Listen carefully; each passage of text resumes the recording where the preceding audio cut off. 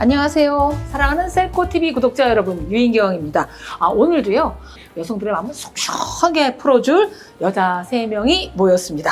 자기관리 끝판왕, 자기사랑 끝판왕, 안선영 씨. 안녕하세요, 안선영입니다. 그리고 지나칠 만큼 냉정하게 또 분석을 해주시는 세포언니 한재원 대표님입니다. 안녕하세요, 세포언니 네, 한재원입니다. 반갑습니다. 네. 결혼 후에도 자기관리가 필요할까? 에 대한 이야기를 구체적으로 좀 나눠보도록 하겠습니다. 원하는 얼굴 갖기, 원하는 몸매 갖기. 저는 얼굴 갖게 할게요. 저는 몸매 갖기. 그러면 저는 몸매예요. 몸매세요? 네, 원하는 몸매 갖고 싶어요. 저는 얼굴. 먼저 말씀하세요. 한 대표가 왜 얼굴을 얼굴인지, 갖고 싶냐면 원하는 얼굴인지. 일단 예선에 통과되려면 얼굴을 먼저 보기 때문에 아하. 일단 얼굴이 예뻐야 될 것 같아요. 아. 그래서 몸매는 노력에 따라서 좀 달라질 수 있는 부분인데 얼굴은 노력으로 안 될 것 같아요. 저는 그래요? 오히려 반대로 그래요? 우리나라는 솔직히 성형 강국이기도 하고 그렇지. 은은이 수많은 은은님들이 얼굴을 막 그렇죠. 꺼줄 수 있고 그리고 중년이잖아요. 중년의 여성이든 남성이든 주변에 이성이 바라보든 동성이 바라보든 부러움을 사고 싶어서 우리가 이거 지금 두 개 지금 고르는 거예요. 네. 이 나이 되면 센스는 있어도 시력이 없기 때문에 얼굴 자세히 안 보여. 안 보여. 얼굴이 차지하는 면적보다 전체 비주얼이 크기 때문에 네. 몸매가 좋잖아요. 네. 그럼 사실 젊어 보일 수 있어요. 왜냐면 젊은 스타일의 네. 옷을 다 입을 수 있으니까. 그래서 나는 무조건 몸매야. 근데 맞아. 얼굴이 늙어 보이면 몸매까지 가지 않아요. 화장과 네. 머리카락으로 가릴 수 있다. 근데 몸매는 못 가리려고 뭘 더 벙버짐하게 입으면 저 쿨로 간다. 이렇게 된다. 이게 진짜. 제가 제 딸한테 들었던 가장 치욕적인 충고는 엄마는 엄마 몸한테 안 미안해? 어떻게 그 지경으로 내보내고 있어? 딸이 할 말이에요. 그 딸이니까 더 이해하지. 딸이니까. 선영 씨가 그래서 선배. 의절이지. 의절이죠. 커피 더 얻어 먹었지. 네. 제가 네. 상담한 사례 중에 어떤 160, 한 3, 4 정도 되는 남성분이 오셔서 몸무게가 한 150kg 정도 나가셨어요. 그래갖고는 관계리스다. 관계리스인데 아내분이 왜 나랑 관계를 갖고 싶어 하지 않는지 모르겠다고 저한테 상담을 오셨었거든요. 근데 제가 거기서 답을 할 수 없었어요. 왜 안 하고 싶어 하는지 알겠어서. 뭐 몸매가 중요하다. 뭐 저도 뭐 부정하는 건 아니에요. 근데 얼굴이 일단 갖춰지면 몸매는 가꿀 수 있다라고 믿는 쪽이거든요. 신이 주신 장기 중에 노화를 거슬릴 수 있는 유일한 장기가 뇌하고 왜? 근육이잖아요. 그러니까 근육을 만들어서 갖고 있다는 것 자체가 젊게 살 수 있는 가능성이 있고 그리고 아까 말씀하신 대로 정말 부부 간에서 관계를 할 때 불 끄면 사실 얼굴 안 보이고 대신 체력이 남잖아요. 몸이 네. 일단 배가 많이 나오면 뭐 가까울 것도 멀게 느껴지고 못 감춰. 이게 얼굴은 그거는 이게 다 감춰도 촉감으로 느껴져요. 몸매가 못 저는 감추고. 그래서 몸매예요. 네. 몸매 같은 경우에는 관리 이거 이전에 불편한 요소가 너무 많아요. 일단 숨이 가빠오고 이렇게 단추 가까스로 잠근 바지 입고 남들면서 웃다가 단추 가까 사람들 턱 튀어간 적 있어요? 단추 발사. 아니, 단추 발사. 팔등시 몸매 뭐 이게 아니라 맞아. 자기가 갖고 있는 선에서 최상의 것을 만들 수 있는 거는 70, 80 먹은 노인도 노력만 하면 20대 몸을 가질 수 있어요. 그래서 나는 몸매. 몸매를 선택하겠다. 네. 얼굴도 예쁘니까 할 수 있는 얘기 아니에요? 딩동댕? 바람난 남편을 상대 어떤 게 더 기분 나쁠까? 나보다 어리고 예쁜 여자. 나보다 나이 많고 못생긴 여자. 제가 상담을 많이 했으니까 네네. 더 기분 나빠하시는 경우는 나이 많고 못생긴 여자 기분 나빠했어요. 저도. 네, 그쪽이요? 왜냐면 어리고 예쁘니까 인간이니까 신이 아니잖아요. 진짜 어리고 예쁘고 매력가고 피지컬리 너무 매력 있는 사람이 막 대시를 하면 사람인지를 흔들릴 수 있잖아요. 근데 나이를 떠나서 별로 외모적인 매력이 없는데도 빠졌다는 건 치명적으로 내가 갖고 있지 않은 뭐가 있다는 얘기인데 있겠죠. 나의 부족함을 딱 보여주는 것 같아서 그렇게 생각도 하시는데 이거 참 사랑 아니야? 이렇게 생각하시는 거예요. 아하. 아 진짜 사랑이야. 진짜 사랑 아니야? 이런 사례는 있었어요. 이제 아내분이 65세, 남편분이 68세예요. 근데 이 남편분이 20대 중반분하고 바람이 나신 거예요. 그래서 68세에 남은 남편이. 네, 63세 아내분이 저한테 전화를 거셨어요. 그래갖고는 되게 여성스러우세요. 그래서 막 우시는 거예요. 막 우시면서 제 남편이 그 26살 먹은 여자애랑 왜 계속해서 만나는지 모르겠다는 거예요. 본인하고도 부부관계를 하는데 걔랑 왜 자는지 모르겠다는 거예요. 그래서 제가 가만히 듣다가 말씀을 드렸죠. 아내분 나이가 63세시잖아요. 그 여자분이 26이라면서요. 그랬더니 네 그러는 거예요. 그래서 같을까요? 다를까요? 라고 제가 말씀을 드렸죠. 와, 이거 이런 프로야? 와, 대박, 세다. 좀 솔직하게 말씀드릴 수밖에 없어요. 63세 여성 아내분도 좋아하시겠지만 그때서야 뭘 한 대 딱 맞으신 것 같다고 얘기하시면서 그 얘기를 듣고 나니까 차라리 마음이 편하대. 사랑에 빠졌다라는 개념이 좀 다른 게요. 그러니까 뭐 나이랑 상관없이 그러니까 설렘을 느끼는 건 다 다른데 슈바니츠라는 이제 독일 문화심리학자에 따르면 남성들은 이 아내는 아주 어린 한 대여섯 살짜리 소년도 아니죠. 아이가 있지만 겉은 왕의 가면을 쓰고 있어서 왕 대접을 받고 싶어 한다는 거예요.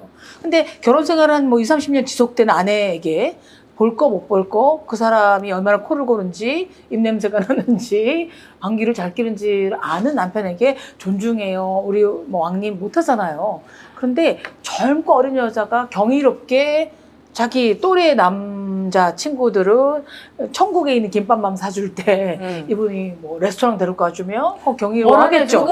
예. 그리고 나이만큼 못생긴 본인도 약간 열등감이 있을 텐데 어떤 자기를 여자로 봐주고 그러면 이렇게 대접을 해주고 싶겠죠. 그러니까 아내 여서인 거지 다른 사람이 신선한 거예요. 그러니까 색다른 존재에 대한 호감이지 꼭 깊이 빠졌다는 건 아닌 거고 또 이건 이제 착각이 내가 못생겨서, 내가 나이 들어서, 내가 늙어서, 내가 잔소리가 심해서가 아니라 아내와 다른 여자이기 때문에. 외모가 아닌 이성관계라는 건 정말 나한테 정매미가 1도 없거나 아니면 정말 치명적인 진짜 내가 아니라 원래 만났어야 되는 찐사랑을 만났을까봐. 소울메이트라고. 소울메이트 만났을까봐 다들 그냥 그러면 이제 가정의 파탄 말고는 답이 없는 거잖아요. 맞아요. 그렇죠. 그래서 그렇게 저는 찐사랑이라고 네. 얘기해요. 세 번째입니다. 네.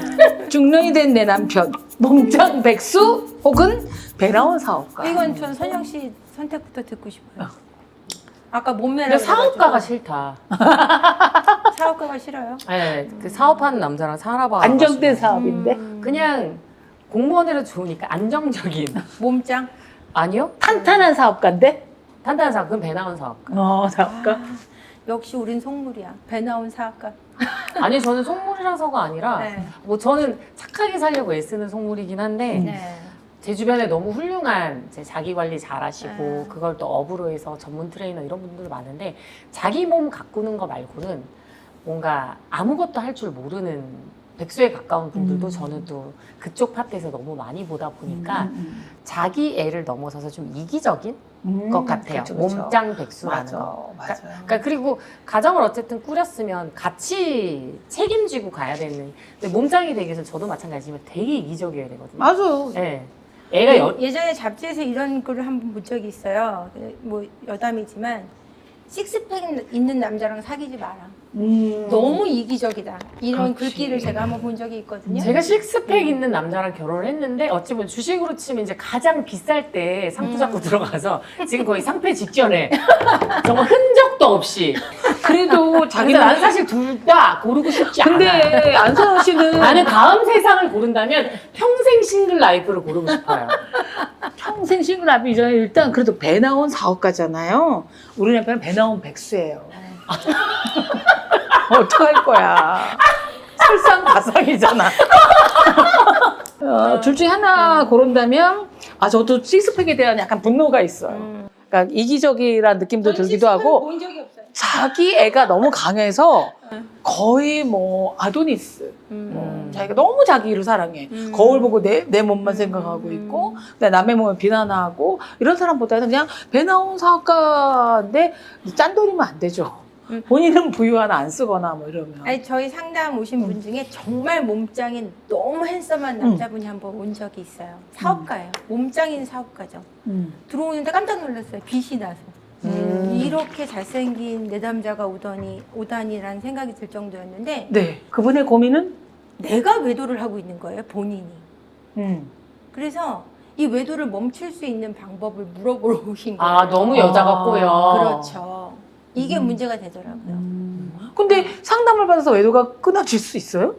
일단은 끊으셨어요. 어머. 뭐라고 진짜? 답해주셨길래 뭐라고 끊으셨어요? 답변하냐고요? 일단은 천벌을 받을 본인이- 거예요. 아니, 그렇게. 그런 식으로 저주하진 않았어요. 제가 뭐 소금을 뿌리거나 이러진 않아요. 그게 아니라 아내분하고 이제 그 관계 리스의 문제가 일단 있었고요. 아이가 좀 어렸어요. 도성이 좀 깊으셨고, 그래서 아내하고의 관계 리스의 문제부터 이제 들어갔고요. 그리고 외도를 하게 된 계기, 이제 여성분들이 너무 많이 접근을 해요. 거기서 이제 풀었죠. 그래서 이제 일단 멈추고 싶다고 생각한 시점부터 딱 끊어내는 거잖아요. 담배도 끊으려고 할 때 내일부터는 못 끊어요. 오늘부터 끊어야 돼요. 맞아. 평생 여드름 피부 혹은 평생 탈모. 여태까지 4개 질문 중에 이게 제일 고민돼. 나는. 전 너무 쉬운데요. 진짜요? 네, 저는 그냥 여드름 피부 하겠습니다. 전 탈모를 고민해 봤었기 때문에. 이렇게 숱이 풍성한데요? 저는 예전에 이거보다 한 4배 이상 머리숱이 많았었기 때문에 머리숱이 너무 많이 줄어가지고 와. 어디 가서 그런 말씀하면 욕먹어요. 아, 그래요? 네. 빈모들이 여드름. 볼 때는 지금도 여드름. 너무 다 먹고 풍성해서. 아, 그래요? 전 탈모가 너무 무서워. 저는 평생 여드름 택할게요. 그래? 평생 탈모를 택하죠. 그러니까 숱이 아니지 많아요. 평생 여드름 택하죠. 여드름. 왜냐면 여드름 완치 케이스 너무 많아요. K 뷰티로 그리고 커버할 수 있는 화장품도 맞아요. 많고 맞아. 화장 기술도 많고 여드름 진짜 와 저게 사람 피부에 할 정도로 심한 피부도 난 좋아지 호전되는 거 봤어. 맞아요. 근데 탈모는 안 돼. 아직도 우리나라 기술 전 세계 기술로도 아직 극복을 못 완치가 했어요. 없어. 완치가 없어요. 그래서 나는 탈모가 더 무서운 것 같아요. 차라리 여드름 피부인 게 그럼 화장으로 잘 고치면 되니까. 그러니까요. 저도 탈모예요. 왜냐면 제가 약간 탈모 증세 보이는 데다가 요새는 풍성한 그 머리숱이 권력인 시대예요. 나이 들면. 이게 외형적으로 제일 신경 쓰이는 게 중년이 되니까 정말 머리숱 빠지는 게 그렇게 신경이 맞아요. 쓰이더라고요. 단백질 열심히 먹어야죠. 단백질. 우리가 되게 단백질 부족해요. 가발서도 웃기고. 가발써도 그 어색함을 어떻게 할 수가 네. 없고 심어도 모발 어쩌잖아요. 이식 수술 받은 친구들도 있지만. 그것도 뽑을 게 있어야 이식을 받죠. 아, 그렇구나. 뽑을 게 없는데 어디서 뽑아? 아, 그렇구나. 뒤에서. 뒤는 다 뽑을 게 항상 있대요. 그래도 겨털은 안 되나요? 그게 여기 낫다고 생각해보세요. 비가 올 때마다 매직을 청담동에서 48만 원 주고 매달 펴대도 비만 오면 애들이 껴잉잉잉 이렇게 될 텐데 오빠 이렇게 애교머리에서 따라 괜찮아요? 그 생각도 못 해. 그래서 제가 맨날 홈쇼핑에서 하는 멘트가 딴 거 다 필요 없고 50 넘으면 명품백도 필요 없고 그공부가 필요 없고 피부하고 숱 2개만 투자하시는 그래. 거라고. 근데 이 2개 다잖아요. 맞아. 근데 탈모뿐만이 아니라 나이가 들면 머리숱이 얇아진대요. 얇아지죠. 얇아져서 가늘어져요. 문제가 된다. 네. 그래서 단백질 드세요. 그러니까 사실 이거는 저희 단백질은 나아요. 하다못해 강아지도 미용시켜 놓은 날은 침대 밑에서 안 나옵니다. 더 하도 헥헥거려서 더워 보여서 털 좀 밀어놨더니 애들이 자존감이 떨어졌어. 침대 밑에 뽀삐야! 지털 밀었다고. 10년 젊어지기, 10억 받기. 10년 젊어지고 10년 젊어지기?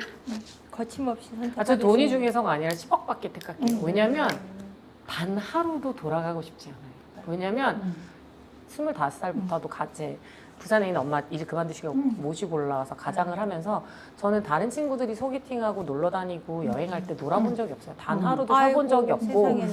그래서 오히려 이제 사업을 시작하고 작년부터 오히려 휴가 좀 계획도 짜고 하기 때문에 그닥 젊어지고 싶은 마음 부럽지 않아요. 젊은. 그렇구나. 전 지금의 제가 좋아요. 저는 10년 젊어지면 저희 애들도 어려지잖아요. 아니에요. 아니에요? 본인만 한두 개만. 젊어지는 거예요. 저만 젊어. 네. 애들도 같이 어려지면 좋겠다는 생각이. 애들이 다 커버리니까 이제 27, 21살이거든요. 어머. 12살에 결혼하신 거예요? 아니에요. 제가 그래서 너무 다 크니까 되게 자기 크다. 생활을 하니까 좀 허전한 것 같아요. 진짜 저는 아직도 애 똥 닦아주는데 너무 힘들어요. 저거 언제 크지 싶은데 누려야겠네요. 저는 10억 받기예요. 왜냐하면 제가 젊은 느낌을 유지하는 건 얼마든지 가능해요. 어릴 때 듣던 음악을 듣던 맞아. 옛날에 봤던 책을 보던 혹은 여고동창을 만나면 자글자글한데 너는 똑같다 얘 선생님은 똑같다 막 이렇게 되잖아요. 큰가 봐. 예, 그러니까 저장고에서 내 젊음을 끌어낼 수 있어요. 에너지를 빼놓고 10억이 있으면 제가 그걸로 뭐 엄청난 부자가 아니라 좀 더 저한테 잘해줄 것 같고 10억으로. 그러니까 왜 그럴 때 있잖아요. 누구한테 축하해주고 싶은데 현금 없으면 큰 거 이게- 덜컥 못 해주고. 예, 접어서 5만 원만 내야 되나 펴서 10만 원 내야 되나 뭐 이런 갈등이 별로 없어질 것 같아서 어쨌든 손자도 제가 시아 사랑해 이런 것만 아니라 할머니 손에 뭐가 들어왔나 뭐 이거 요즘 애들이 다 뭐 알아요. 갖고 왔나 이거 뭐 초록색 주면은 그렇죠. 감사합니다. 그리고 주황색 주면 고맙습니다. 평생 카톡만 하기 평생 전화만 하기 전 전화만 하기. 저는 카톡만 하겠습니다. 바빠요. 바빠서 전화할 시간이 없어요. 전 일부러 카톡 막아놨어요. 아, 그래요? 오 아, 저는 카톡만. 멋지다 그래서 멋지다 명함에 있는 전화번호를 등록하셔도 근데- 카톡에 제가 없어요. 진짜 바쁜 사람들은 카톡을 안 하던데 제가 덜 바쁜가 봐요. 아니 요새 잘파 세대라 그러죠 뭐 네. G 세대랑 알파 세 합쳐서들은 부모한테도 전화하는 것보다 문자 말로 표현하는 능력들이 훨씬 더 떨어져요. 줄어든 거죠. 네. 그래서 안선영 씨처럼 평생 전화하기.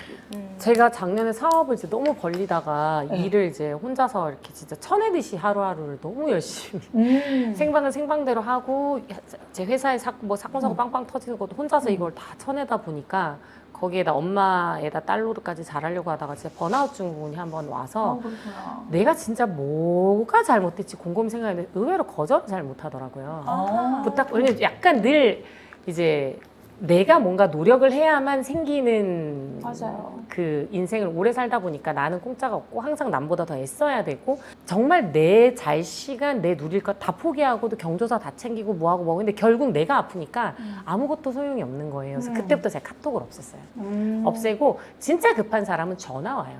맞아요. 네, 딱 나 잘해주고 그 다음은 가족이고 그 다음에 정말 채찍금 몇 명 말고는 그냥 카톡을 했는데 대답 안 해서 섭섭해서 나한테 대답 안 할 사람이면 전화가 뭐 아무리 만나고 잘해도 싫어할 거예요. 좋아하는 일 하면서 한 달에 250만 원 벌기, 싫어하는 일 하면서 500만 원 벌기. 저 250 벌겠습니다. 저도 250 벌겠습니다. 아니 금액 차이가 뭐 2억 네. 5천도 아니고 음. 250이면 제가 30대 때는 늘 이렇게 얘기했거든요. 돈은 좋아하는 일로 벌려 그러면 불행하다. 잘하는 일로 벌어서 좋아하는 데 쓰는 거다. 라고 오. 얘기를 늘 했어요. 요즘 생각이 좀 변한 게 좋아하는 일을 해야 일어나는 수많은 때려치고 싶은 순간을 그럼에도 불구하고 극복하더라고요. 맞아. 네, 그래서 좋아하는 일을 택하세요라고 저는 좀 바뀌었어요.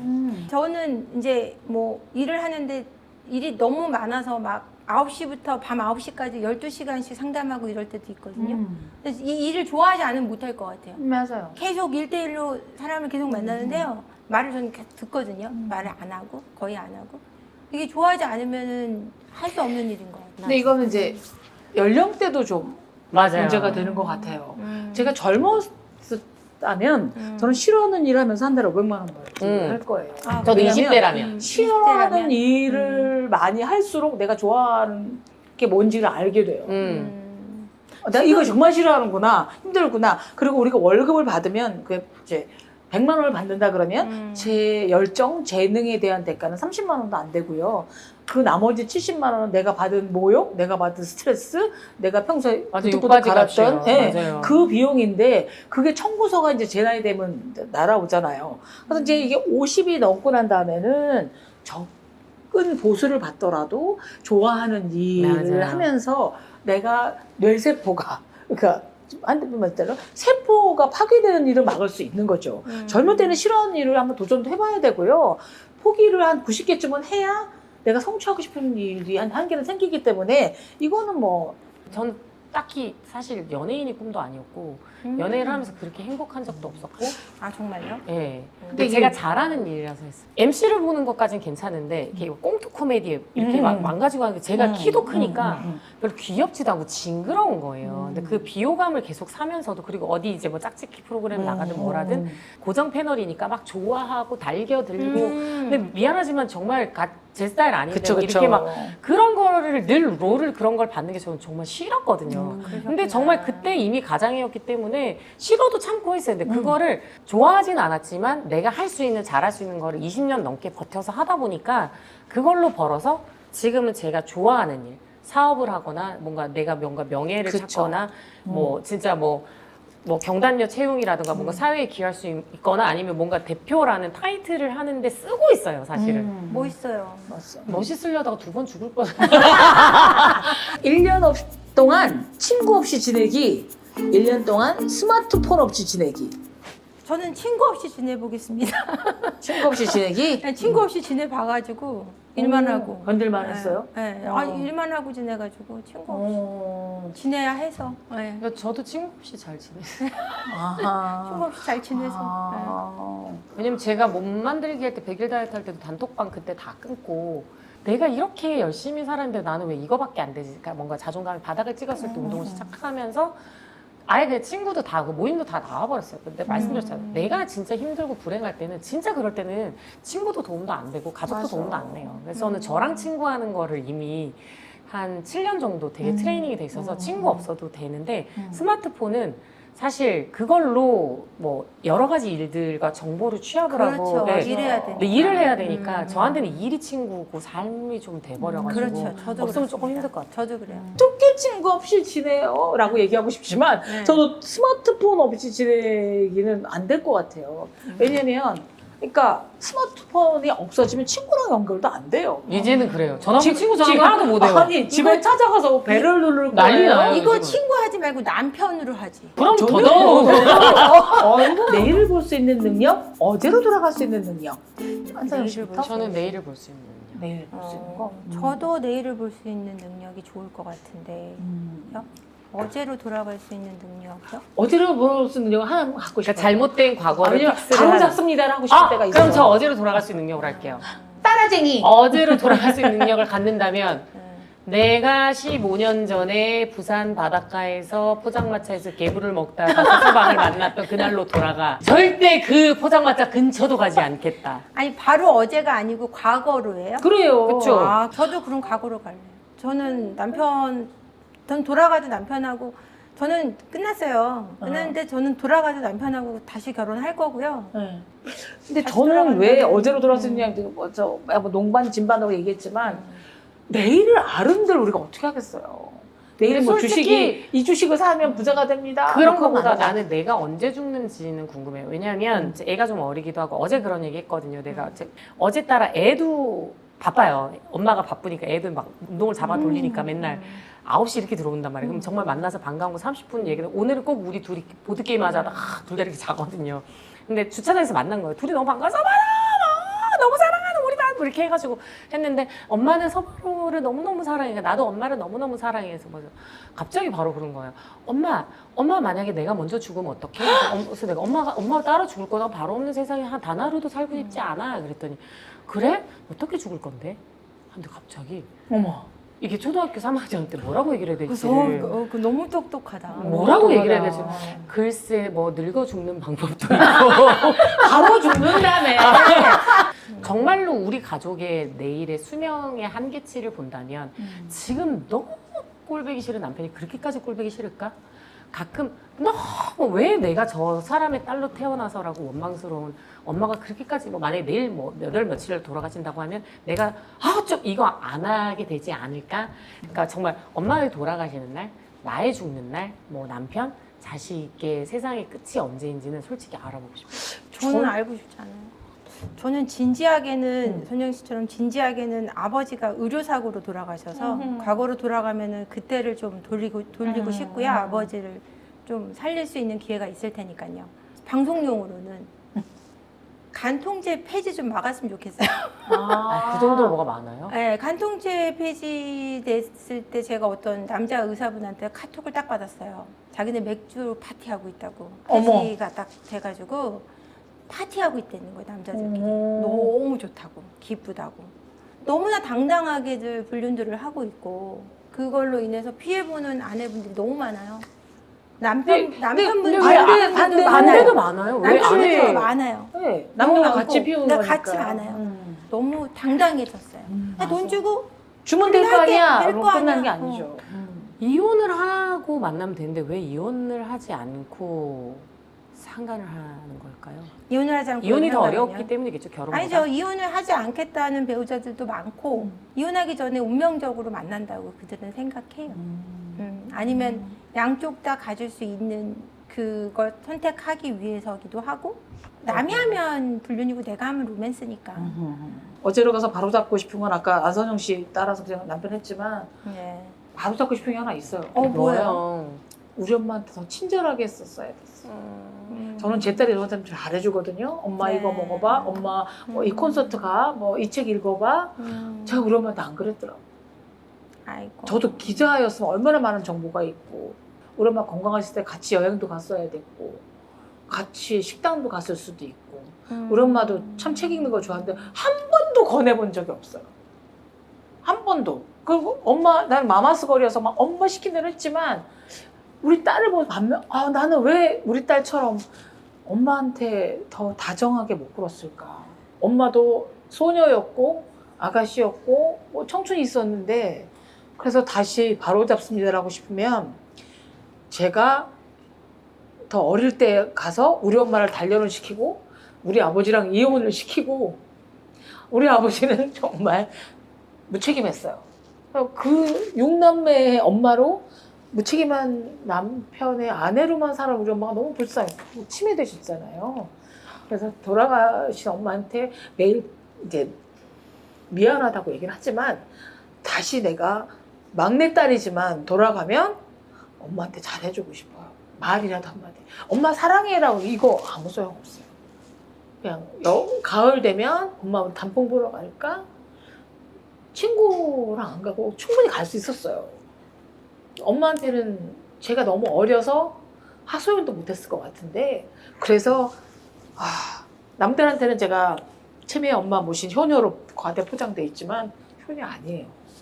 의무로 했던 것밖에 없어서 다시 한번 돌아오면 엄마한테 손잡고 엄마 좋아하는 콘서트도 가고 그랬을 것 같아요.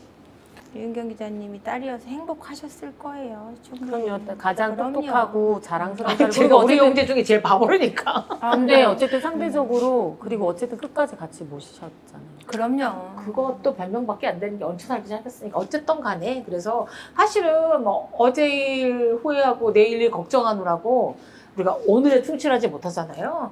그래서 present is present.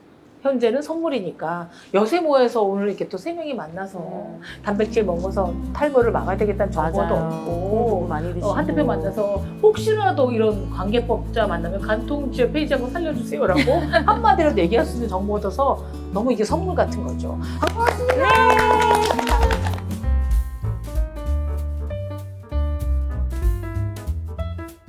변호사님 볼 때 주로 여기는 여성 시청자가 많으시니까 이런 남자 또 이런 여자를 만나면 죽도록 고생만 한다가 아니라 죽도록 고생만 하다 헤어진다. 그렇죠. 네. 맞아요. 결혼하면 안 되는 남자 유형이 있지 않습니까? 있죠. 저는 제 남편을 추천드립니다. 안 하셨어야 됐어요, 그분은. 대체적으로 고민하셔야 되는 게 남자랑 결혼할 때 첫 번째, 돈 안 주는 사람이 있어요. 우리가 좋게 말하면 근검절약한 사람이죠. 그런 사람이자 또 나쁘게 말하면 짠돌이라고 말하는. 근데 이 결혼해서 안 되는 사람은 짠돌이라고 표현하기에도 그건 너무 후한 평이에요. 그렇죠. 그러니까 돈을 절대로 주지 않고 아내에게 돈에 관련해서는 철저히 모든 걸 다 비밀로 하고 여기까지도 괜찮아요. 네. 자기가 알아서 샥샥샥 봐서 어느 날 딱 집을 사고 어느 날 딱 차를 선물해주고 이러면 괜찮아요. 괜찮죠. 근데 그게 아니고 영원히 돈에 대해서는 아내한테 주지도 않고 공유하지도 않으면서 이혼할 때조차도 안 주려고 하는, 돈을 안 주는 사람은 사랑이 없어요. 사랑이 없습니다. 맞아요, 맞아요. 저 자신 있게 말할 수 있어요. 돈 안 주는 남자는 사랑이 없는 거예요. 그래서 남자들이 그렇게 말해요. 아니, 사랑을 돈으로 평가하는 거 불순한 거 아니냐? 뭐 꽃뱀 아니야? 이런 얘기 하는데 그렇게 말씀하신 남자분, 그럼 그 사랑은 책임 있어요? 그렇죠. 돈 안 주는 사랑은, 그렇죠. 돈 안 주는 그 사랑이 책임 있는 사랑이에요? 네. 그 다음에 돈 안 가지고 어떻게 살아요? 그러다 보니까 돈을 안 준다는 얘기는 나를 인간답게 살 수 없게 한다는 얘기예요. 맞아요. 근데 여자분들이 그 착각을 하는 거예요. 결혼하면 나지겠지? 나는 검소한가 봐. 뭐 이렇게. 허튼 돈 안 쓰겠지? 네. 모아서 뭐가 갑자기 나타나겠지? 이렇게 생각하는데 그렇지 않아요? 그런 분들이 돈을 또 어디다 쓰냐? 이혼하겠다고 그러는데 네. 오늘 아내분들의 증언들에 가면 어느 날 뭐 시댁에 집 고친다고 턱 1억 내놓고 신우가 시집 간다고 뭐 전세비. 1억 내놓고 이렇게 내놓는다는 거예요. 나한테만 인색한 거예요. 나한테만. 그 다음에 처갓집에만 인색한 거예요. 이렇게 선택적으로 인색한 거니까 이건 사랑이 없는 거 맞죠. 예, 돈 안 주고 인색한 사람. 두 번째는 어떤 사람이 있을까요? 일단은 그 거짓말하는 남자인데 거짓말을 얼마나 잘하냐면 눈 뜨고 입만 벌리면 거짓말이야. 그래서 이제 사소한 거짓말, 우리가 용서해 줄 수 있는 거짓말이 있어요. 저 하늘에 달을 따다 주리.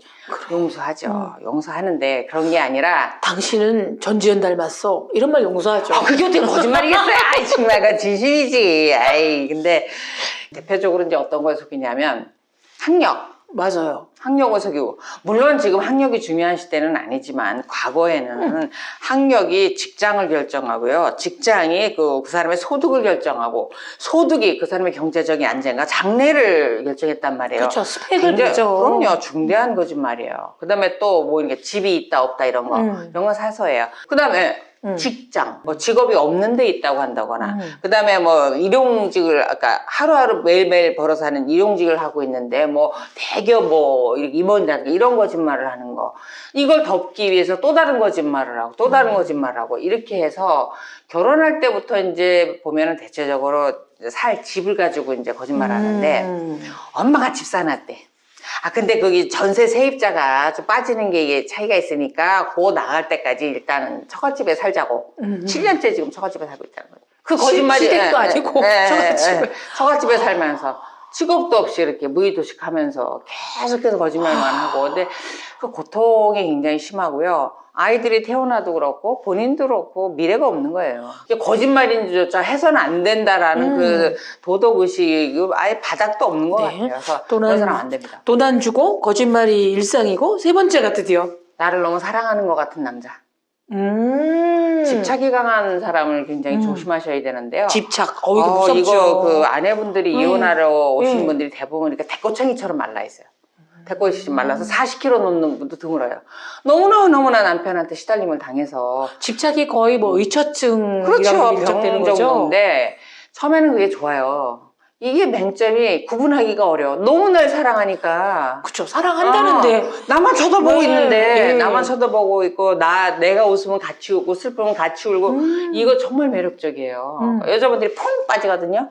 근데 이렇게 해서 결혼을 하고 나서 구속이죠. 한번 생각을 해봐서. 지옥이 되는 거죠. 그럼요. 애기들도 자기만 이뻐하고 그러면 나중에 귀찮아하잖아요. 뿌리시잖아요. 근데 세상에 아무 사회생활도 아무것도 할 수 없게 한다라는 거예요. 그러다 보니까 나중에 이 스스로 그것도 지쳐가기도 하지만, 본인인 남편이 자기가 원하는 대로 아내가 해주지 않으면은 그걸 굉장히 괴롭혀요. 예를 들면은 하루 종일 집에만 있으니까 나가지 말라는 거예요. 현관문을 아예 열지 말라는 거예요. 자기가 다 사다 줄 테니까 필요하면 말만 하라고. 내가 다 해주잖아. 이렇게 얘기하겠죠? 처음엔 좋았죠. 처음엔. 그 하다못해 학부형 모임 가서 같이 부부 동반해서 가서도 고개를 이러고 있어야지, 고개를 들어 누군가를 막 이게 쳐다보기만 해도 그 남자 마음에 들디?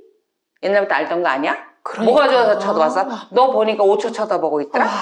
이런 사람들 정말 못 삽니다. 그래서 나를 너무 사랑한다가 지나쳐서 병적인 집착인지 꼭 보셔야 됩니다. 네. 사실은 게 아니에요. 그렇다면 이번에 이제 여자로 돌아가서 이런 여자도 절대 민폐니까 결혼 안 해야 된다. 이런 여자를 안 골라야 된다. 있지 않습니까? 낭비벽 있는 여자죠. 네. 첫 번째. 낭비벽. 있는 너무 여자. 대조적인데요. 돈 안 주는 남자와 낭비벽 있는 여자. 그러니까 이혼하러 온다고 할 때 네. 그 아내분들은 남편의 경제적인 무능력을 사유로 삼는 경우가 대부분이에요. 경제 문제를 따지고 보면. 근데 남편은 아내의 과소비, 낭비벽을 문제 삼는 경우예요. 그러니까 안 쓴다, 짠순이다 이거 갖고는 문제 삼질 않아요. 그쵸, 그쵸. 네. 집사람이 너무 짜서 못 살겠어. 이거 그런 없죠. 경우는 드물고 네. 낭비벽이 심하다라는데 이 네. 낭비라는 게 굉장히 주관적이에요. 네. 소득 따라 자기가 가지고 있는 기준 따라 다 달라요. 그럼요. 그래서 남편이가 본인의 소득을 뛰어넘는 그 돈을 쓰는 거예요. 끊임없이 계속해서. 네. 근데 이게 뭐가 문제냐면 미래가 없죠, 이 집도. 그거 가지고 전셋집을 얻겠어요? 집을 살 수 있겠어요? 맞아요. 애들을 유학을 보낼 수 있겠어요? 그러려면 돈이 이렇게 모아져야 되잖아요. 돈이 모아지지 않고 항상 내년, 후년 벌을 돈까지 미리 땡겨서 쓰고 있으니까. 그 다음 할부로 다 끊고 살고 있으니까. 이런 경우에 이제 미래가 없고 남자들이 이제 영원히 불행하죠. 돈을 버는 낙이 없어요. 가족들도 불행해지죠. 예. 예. 근데 과거에는 그런 낭비벽을 가지고 있는가는 이제 연애할 때 보면은 멋있죠. 자기 멋있게 치장하고 그러니까 매력 있어요. 근데 네. 결혼해서 처음 딱 보면 돈 좀 지나치게 쓴다. 낭비벽이 있다. 이혼해야지. 이런 생각을 못 해요. 아주 고생을 할 대로 하고 팔 거 다 팔아먹은 다음에 이제 이혼을 생각하는데 요즘 남자들은 냉정해요. 1년 딱 살아보고 아니야 싶으면 가차없이 이혼을 요구하는데 카드값 내역이 이게 좀 심한데. 네. 한 1년 살아보고 이거 아니야 그럼 가차없이 이혼 청구를 하는데 딱 정확히 청구합니다. 과소비, 낭비벽 이렇게. 이혼을 고민하는 사람들 얘기를 해보면 네. 그 사람이 그 세전 연봉이 5천이에요. 세전. 네. 근데 이거는 실제로 아내가 8천 1억씩 써 1년에. 그 세전 연봉이 외벌인데요? 5천이면, 네, 네. 5천이면 네. 실수령액이 300이 안 돼요. 안 되죠. 이거 저거 띄고. 네. 근데 그걸 8천 1억씩 쓰려면 한 달에 1,000만 원 돈을 쓴다는 얘기예요. 자기는 감당 안 된다는 거예요. 감당 안 되죠. 그래서 바로 뭐 이혼 청구하고 음. 저희도 가서 할 말이 없어요. 할 말이. 근데 그거를 어디 이렇게 편하게 예를 들면 집을 샀다든가 이제 영끌족이라서 뭐 오피스텔 샀다 이것도 아니에요. 피부 관리하고 화장품 사고 옷 사입고 뭐 모임 나가서 뭐 브런치하고 뭐 이런 거 브런치하고 이런 걸로 그냥 여행 가고. 표시도 안 나는 돈으로 1억 원을 그렇게 쓰는 거예요. 그러니까 이건 못 고친다는 거예요. 그래서 제가 봐도 못 고칩니다. 그래서 낭비벽이 있는 아내와 사는 남편분들이 정말 죽도록 후회하시고 맨날 그 빚에도 허덕거리고 1억 원짜리 전세 하나를 마련을 못 하시더라고요. 그래서 그런 여자분 권하고 싶다. 그럼 두 번째는 낭비벽에 이어서 이제 두 번째는 안 씻는 여자분들. 안 씻어요. 씻지 않는 사람. 게으른 분들. 아. 본인 몸만 안 씻는 게 아니라 청소라는 걸 하는 적이 없고.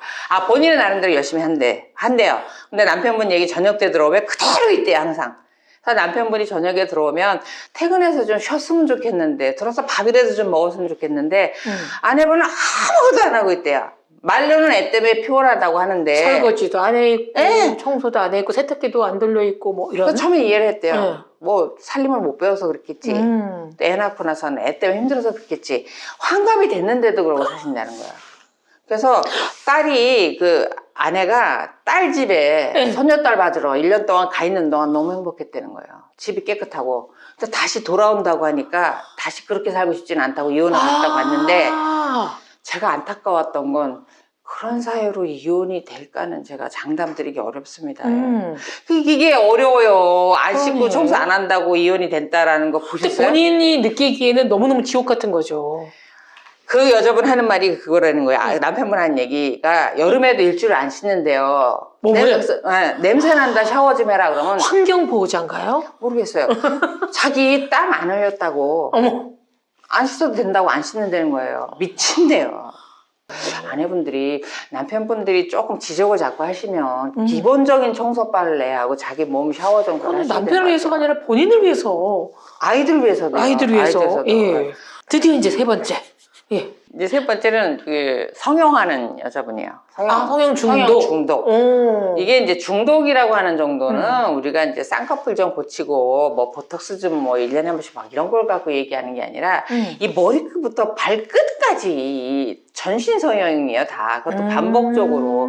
이 사람은 그걸 안 하면 살 수가 없어요. 그래서 실제로 이혼 소송을 해서 남자분들이 그 성형 중독으로 인해서 이혼하겠다고 오면은 그 종합 세트로 가요. 성형술 자주 하면서 가산을 탑니다. 그 다음에 집에 붙어 있질 않아요. 가사에 소홀해져요. 일단 내가 멋있어지면은 이제 사진을 탁 올린 다음에 팔로워들이 생기잖아요. 번개티하고 만나러 가고. 어머. 그 다음에 외도로 이어져요. 어머. 그래서 하루 종일 그거 SNS 보고 있어요. 그렇죠. 애들하고 남편하고 눈을 안 마주쳐요. 그래서 어머. 살림하는 여자로서는 아주 부적당합니다. 그래서 성형 중독은 좀 문제가 많고 외도롭고 이어지는 경우가 많다. 그래서 그런 본인에게 발산하고 싶은 이런 욕구, 욕망을 가진 사람이기 때문에 글쎄요, 아내로서, 엄마로서는 좀 부적당하지 않나 그런 생각이. 근데요, 이렇게 아까 이제 신은숙 변호사께서 톡톡톡 꼬집으셨던 이런 새 유형들을 이 사랑에 빠지기 전에 좀 알아볼 수 있는 방법이 없어요? 뭐 얘기해도 소용없지만 해보겠습니다. 엄마한테 물어보세요. 엄마한테. 그러니까 부모님한테 보여주고 엄마한테 물어보면 엄마는 철저히 나만을 위해서 조언을 하는 분이 엄마한테 물어보세요. 그래서 부모님이 결혼을 반대한다. 요즘은 대놓고 반대 못 하시거든요. 네. 조금 그렇다 하시면 좀 고민을 진짜 해보셔야 되는데 대부분 이혼하러 오셔서 그 얘기를 해요. 부모님이 이런 이유로 반대를 했다. 부모님도 같이 오셔서 나는 이런 일을 반대했다. 아들도 살아보니까 그 말이 맞더라예요. 근데 그게 참 그놈의 사랑이 살아봐야 그렇죠. 눈이 제대로 떠지니 문제인 음. 거죠. 참 인간사 비극이죠. 근데 변호사님은 어떻게 바깥분의 어떤 점을 보고서 결혼해야 되겠다 이 생각을 하셨어요? 안 똑똑해서요.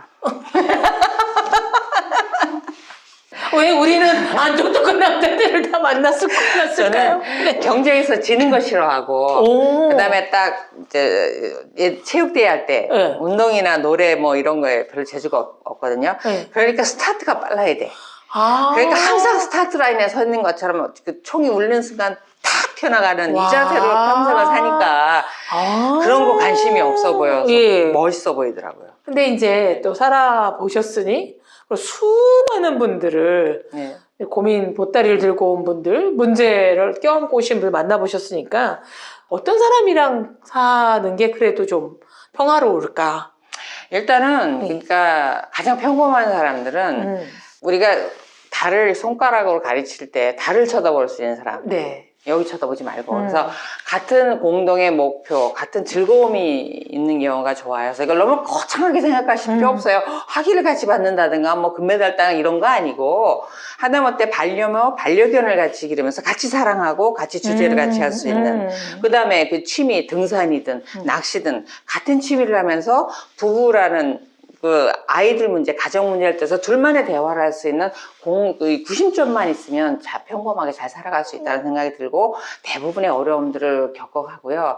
거기에 대해서 조금만 뭐 행복한 요소가 있으면 좋겠다라는 게 남성, 여성으로서 서로에게 매력을 놓지 말아야 돼요. 근데 다 그렇게 말씀하시잖아요. 가족끼리. 남성, 여성으로 매력을 끌려하는 분들이 정말 행복하게 잘 사시고요. 내가 좋아하는 걸 어떻게 하면 남편이 같이 할 수 있지? 이런 거를 연구를 하시고 노력을 좀 해주시기 바랍니다. 저절로 되는 거 하나도 없습니다. 대부분 보면 저절로 되는 줄 알고 배짱 부리고 계신 분들이 불행하세요.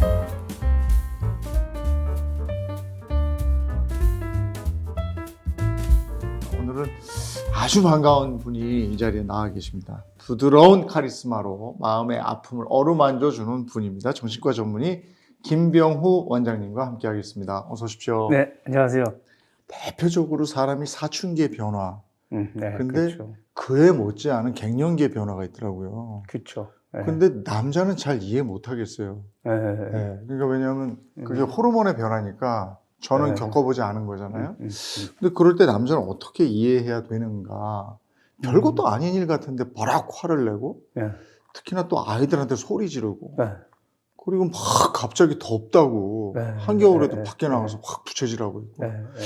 저 사람이 이상하네 이렇게 네. 되는 거거든요. 이거 네. 어떻게 이해해야 됩니까? 근데 그게 사실 여성들은 젊었을 때부터 있어요. 젊어서도 있어요? 네. 그게 음. 월근종 증후군이에요. 어. 맨스가 끝날 때쯤에는 네. 여성 호르몬이 떨어지면서 그때 감정적인 불안정이 있거든요. 네. 그래서 사실 부인들하고 그렇게 한 달에 한 번씩 그게 있었어요. 근데 이제 갱년기 때는 이게 그때는 좀 지나면 회복이 되는데 네. 회복되지 않고 길게 가는 그런 음. 여성 호르몬의 떨어짐에 의한 정서적인 변화가 오는 거죠. 그러니까 그때는 그건 어쩔 수 없다라는 사실부터 받아들여야 돼요. 네. 네. 그리고 또 하나가 이양하고 살았는데 네. 요때쯤 되면 이군하고 사는 것 같은 뭐 느낌. 그렇죠. 네, 씩씩해지죠. 이건 어떻게 극복해요? 여성 호르몬이 떨어지니까 이제 남성화 되는 거거든요. 네. 극복이 아니라 그거는 적응해 가야죠. 남자가 적응해야 되나? 그렇죠. 어. 남자들도 마찬가지예요. 남자들이 여성화돼요. 맞아요. 드라마 보고 울고 안 그러던 사람이. 예. 그 다음에 그 아내 쫓아다니고. 맞아요. 밖에 나가는 것도 집에 있는 거 좋아하고. 친구 만나는 거 별로 안 하고 네. 해서 사실은 차이는 있지만은 남성이나 여성이 다 변해 가는 거니까 나이 들어가서 변해가면서 변해가는 모습을 자기를 사랑하듯 아내의 변화도 사랑해주면 되거든요. 인정해줘야 되네요. 그러니까 이거예요. 여성 갱년기가 오는 거가 네. 남성들이 나이가 들어가지고 힘이 떨어지는 거하고 같게 봐야 돼요. 여성들이 만약 남편이 힘이 떨어지고 옛날보다 좀 욕심이 용감한 게 없어지고 네. 좀 위축되고 이런 거 같고 아이 당신 이렇게 형편없어 이러면 안 되잖아요. 그러니까 그걸 서로가 이해하고 근데 이게 그러면서 이게 단점만 있는 게 아니에요. 아내가 있나보다 훨씬 씩씩해지고 독립적이 돼서 더 나아질 수도 있어요. 네. 근데 이런 경우에 갱년기 아내하고 싸우지 않고 잘 좀 대처를 하려면 네. 그냥 무조건 이해하기도 좀 그렇지 않아요? 우선 이해의 마음을 갖고요. 갖고 그다음에 어느 정도는 그 우울증이 있다는 사실 자체를 받아들여야 돼요. 그래서 아내에 대한 기대 자체가 좀 낮아져야 되죠. 그러니까 여성 호르몬이 떨어지게 되면은 동시에 그 우울을 관장하는 호르몬도 떨어져요. 예, 그래서 그때는 오늘 우울은 어떻게 할 수가 없거든요. 나이듦하고 똑같다. 그래서 그때는 차라리 아내에 대한 이해가 그냥 아내를 이해한다는 게 아니라 아, 이거는 그냥 받아들여야 되는 그런 상황이구나. 그래서 만약에 아내가 그때 남편이 이해해 주면은 그 이해받는 것에 따라서 정도는 줄어들 수 있기 때문에. 그러면 그때는 좀 가만히 내버려 두는 게 좋을까요? 아니면 직접적으로 개입하는 게 좋을까요? 개입보다는 아내가 원하는 게 제일 좋죠. 예, 아내가 원하는데 이제 그 여러 가지 형태로 나타날 수 있어요. 정서적인 어떤 그 불안정도 있고, 그 다음에 여성 호르몬이 떨어지면서 사실 남편을 좀 멀리 할 수도 있고요. 사이가 안 좋으면. 또 어떤 경우는 또 남편을 굉장히 필요로 하기도 하고, 그 상황에 맞게끔 상황을 듣고 거기에 맞게끔 조정하는 것이 필요할 수 있겠죠. 요즘에는 이제 여성의 출산 연령이 뒤로 가잖아요. 네. 그러니까 그러니까 엄마의 갱년기와 아이의 사춘기가 충돌할 때가 있을 것 네, 같아요. 많죠. 네. 이런 경우는 또 어떻게 해야 돼요? 아빠 입장에서 보면. 뭐, 그건 사실 양쪽의 상황에 대한 이해를 해야 될 텐데, 사춘기는 사실은 자기를 찾아가는 거거든요. 그러니까 자녀들이 사춘기 때가 되면은 그 자기 주장이 세져요. 네. 자기 방향을 얘기하고. 근데 이때 조심해야 될 거는 사춘기 때는 사실 호르몬의 변화에 대한 불안정성보다는 자기를 찾아가려고 하는 건데, 자기를 찾을 때 부모하고 좀 달라야 되거든요. 근데 부모하고 다르게 하는 걸 보면 어떻게 되냐면 미성숙하다고 생각해가지고 그거 자꾸만 제지하고 부모를 따라오게 한단 말이에요. 여기서 충돌이 벌어지는 거예요. 그 사춘기에 자녀가 있다 그러면 혹시 얘가 불안정하니까 무조건 이해하자 이게 아니라 본인 거를 주장하려고 하는데 우리 부모가 잘 몰라서 그 부모인 대처를 잘 못하고 있지 않는가 하면은 그 사춘기의 자녀하고의 관계 아버지나 어머니가 좀 좋아질 수 있고 아내는 좀 다른 거거든요. 이거는 아내 갱년기에서는 이거는 실제 우울이 오고 사춘기 때는 꼭 우울이 오는 건 아니에요. 우울이 오고 힘들어지는 거니까 이때는 기준이 다르죠. 사춘기는 자녀의 다름에 대한 존중이 필요하고 갱년기는 아내의 달라짐에 대한 존중이 필요하고 그럼 그러니까 지금 이제 갱년기는 우울증으로 갈 수 있는 확률이 더 높은 거잖아요. 사춘기. 우울감이 온 거예요. 네. 갱년기는 우울감이. 근데 우울감에서 이게 우울증으로까지 안 가려면 누군가가 옆에서 적극적으로 좀 도와줘야 되는 거 아니에요? 그 남편이죠. 근데 그냥 방치하면 안 되겠네요. 그럼요. 네. 아내가 힘들게 하더라도 그거예요. 그러니까 무조건 화내는 게 아니에요. 참는 게 떨어지니까 거기에 맞춰가지고 하게 되면은 사실 갱년기가 없이 지나갈 수도 있어요. 그런 분들은 어떠냐면 갱년기가 정신적인 증상은 없고 남편하고 잘 맞으면 신체적인 증상만 있어요. 왜 이렇게 더워? 땀 흘리고 이런 신체적인 갱년기 증상이 있고 정신적인 갱년기 증상은 남편하고 마음이 맞으면 안 와요. 네, 그때는. 근데 이제 여성들이 갱년기가 되면 예전 같지 않고 체액 같은 분비도 많이 안 되고 그렇죠.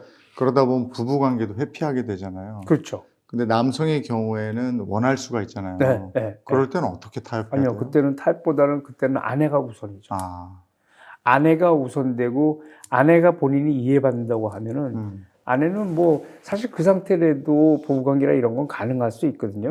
근데 그때는 아내들이 협조를 해야 되죠.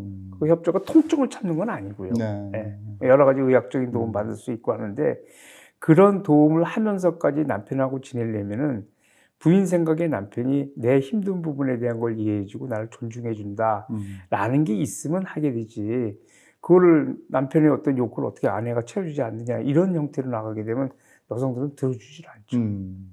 반대로 남자들도 우울감을 느끼고 자기의 존재감이 없어지는 듯한 느낌을 받게 되면 상당히 우울하잖아요. 그럼요. 그리고 이제 스스로 왜소해지는 것 같고 그럼요. 막 이렇게 계속 침잠되고 막 이러는데 이럴 때 아내는 어떻게 도와줘요? 아니 아내가 그런 남편을 인정해주고 사랑해주면 돼요.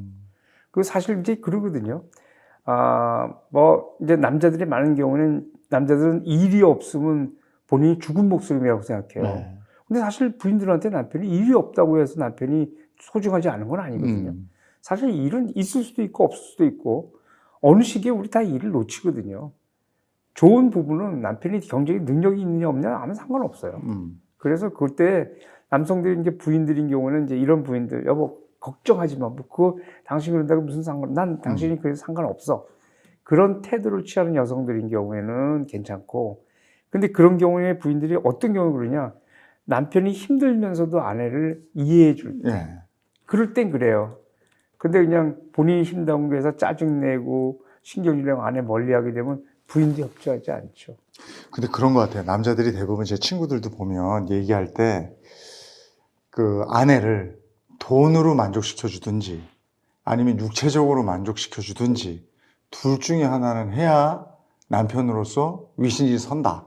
둘 다 틀렸어요. 예. 네, 그거는 예. 있으면 좋다는 것이지 그게 제일 중요한 거 아니에요. 여성들이 제일 중요한 거는 돈과 성적인 걸 잘하는 거는 예. 더 잘하면 괜찮은 거지 제일 필수 조건은 아니에요. 예, 필수 조건은 뭐냐면 자기 마음 알아주는 거예요. 예, 자기 마음 알아주고 나하고 같이 뭘 같이 할 수 있고 같이 할 때 즐거움이 있고 불편함이 적고 그런 나를 이해해주는 남자가 좋은 것이지 돈 많은 남자 아니에요.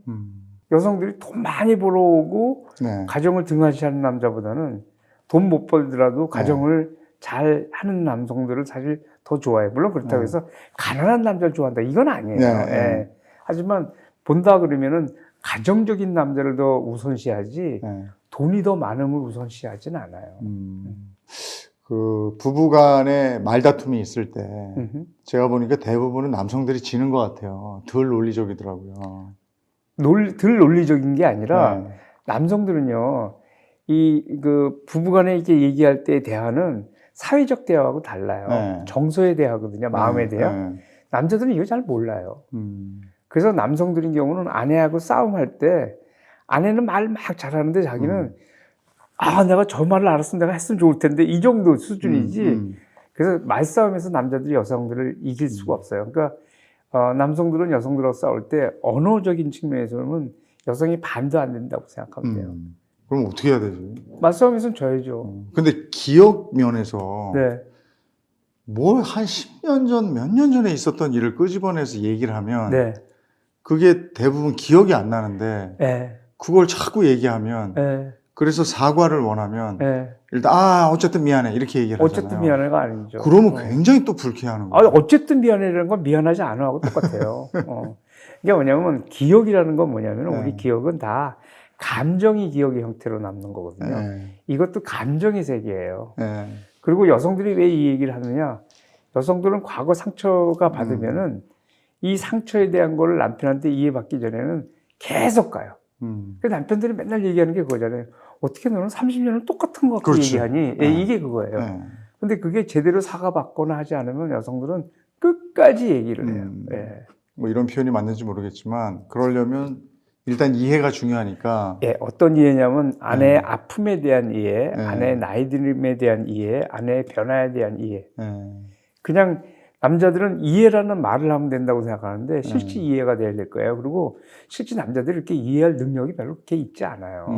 아내한테 난 이해하려고 노력을 하는데 당신이 어떤 부분에 대한 걸 내가 못하면 나한테 알려줘. 이게 솔직한 마음이에요. 실제로 그렇게 아내 마음을 잘 이해하지 못해요. 반대로 아내 입장에서 남편의 자존감을 좀 키워주는 게 무엇보다 중요할 것 같다는 생각이 드는데 네. 맞는 거죠? 맞죠. 예. 자신감 키워주고 자존감 키워주고 자존감 키워주는 건 뭐 딴 거 있겠어요? 딱 한 가지죠. 칭찬해주는 난 당신이 좋아. 예, 그거면 되죠. 그게 자신감을 주는 그렇죠. 거고. 예. 한번 정리를 하면서 중년 부부를 위해서 부부 사이 갈등을 줄이는 방안 한 3가지로 요약할 수 있을까요? 세 가지 뭐 여러 가지 있죠. 예. 잘 들어주는 거, 상대방을 잘 들어준다. 들어주는 거. 정말 아픔이 내가 잘 이해할 수 못하는 아픔이 있다라는 것도 받아들이는 거. 그 다음에 달라진 아내도 나는 사랑할 것이다라고 얘기해 주는 거. 그렇게. 근데 어쨌든 이렇게 가다가 하나로 딱 되네요. 서로 이해해야 된다는 거네요. 그러니까 제일 중요한 게 네. 사랑이거든요. 네. 그러니까 이게 부부라는 건 뭐냐면은 우리 인간은 어떻게 되어 있냐면은 인간은 혼자 존재할 수가 없어요. 인간은 누군가하고 교류를 해야 돼요. 그러니까 인간의 어떤 긍정적인 감정은 누군가하고 내 뇌가 통하듯이 교류할 때 인간은 거기에서 안정감 있고 행복감을 느끼거든요. 그러니까 그거를 제일 많이 할 수 있는 상대가 사실 배우자란 말이에요. 근데 남자들인 경우는 그 교류의 필요성을 잘 몰라요. 네. 그리고 아까 얘기하듯이 섹스를 잘하면 되는 줄 알아요. 네. 섹스는 깊은 교류보다는 훨씬 저차원적인 거예요. 그래서 특히나 또 나이가 들거나 하게 되면은 성적인 부분은 이제 떨어지게 되거든요. 서로 성적인 욕구가 떨어지는데 그럼 그때 부부관계를 못하는 남편을 여성들이 싫어하느냐? 그거 상관없어요. 예. 물론 뭐 섹스를 잘하면은 뭐 나아질 수 있지만 아까도 얘기했지만 갱년기가 되고 여성 호르몬이 떨어지게 되면은 섹스를 남편이 하자고 하는 것도 힘들거든요. 제일 좋은 거는 교류. 교류를 통한 뇌의 행복감. 네.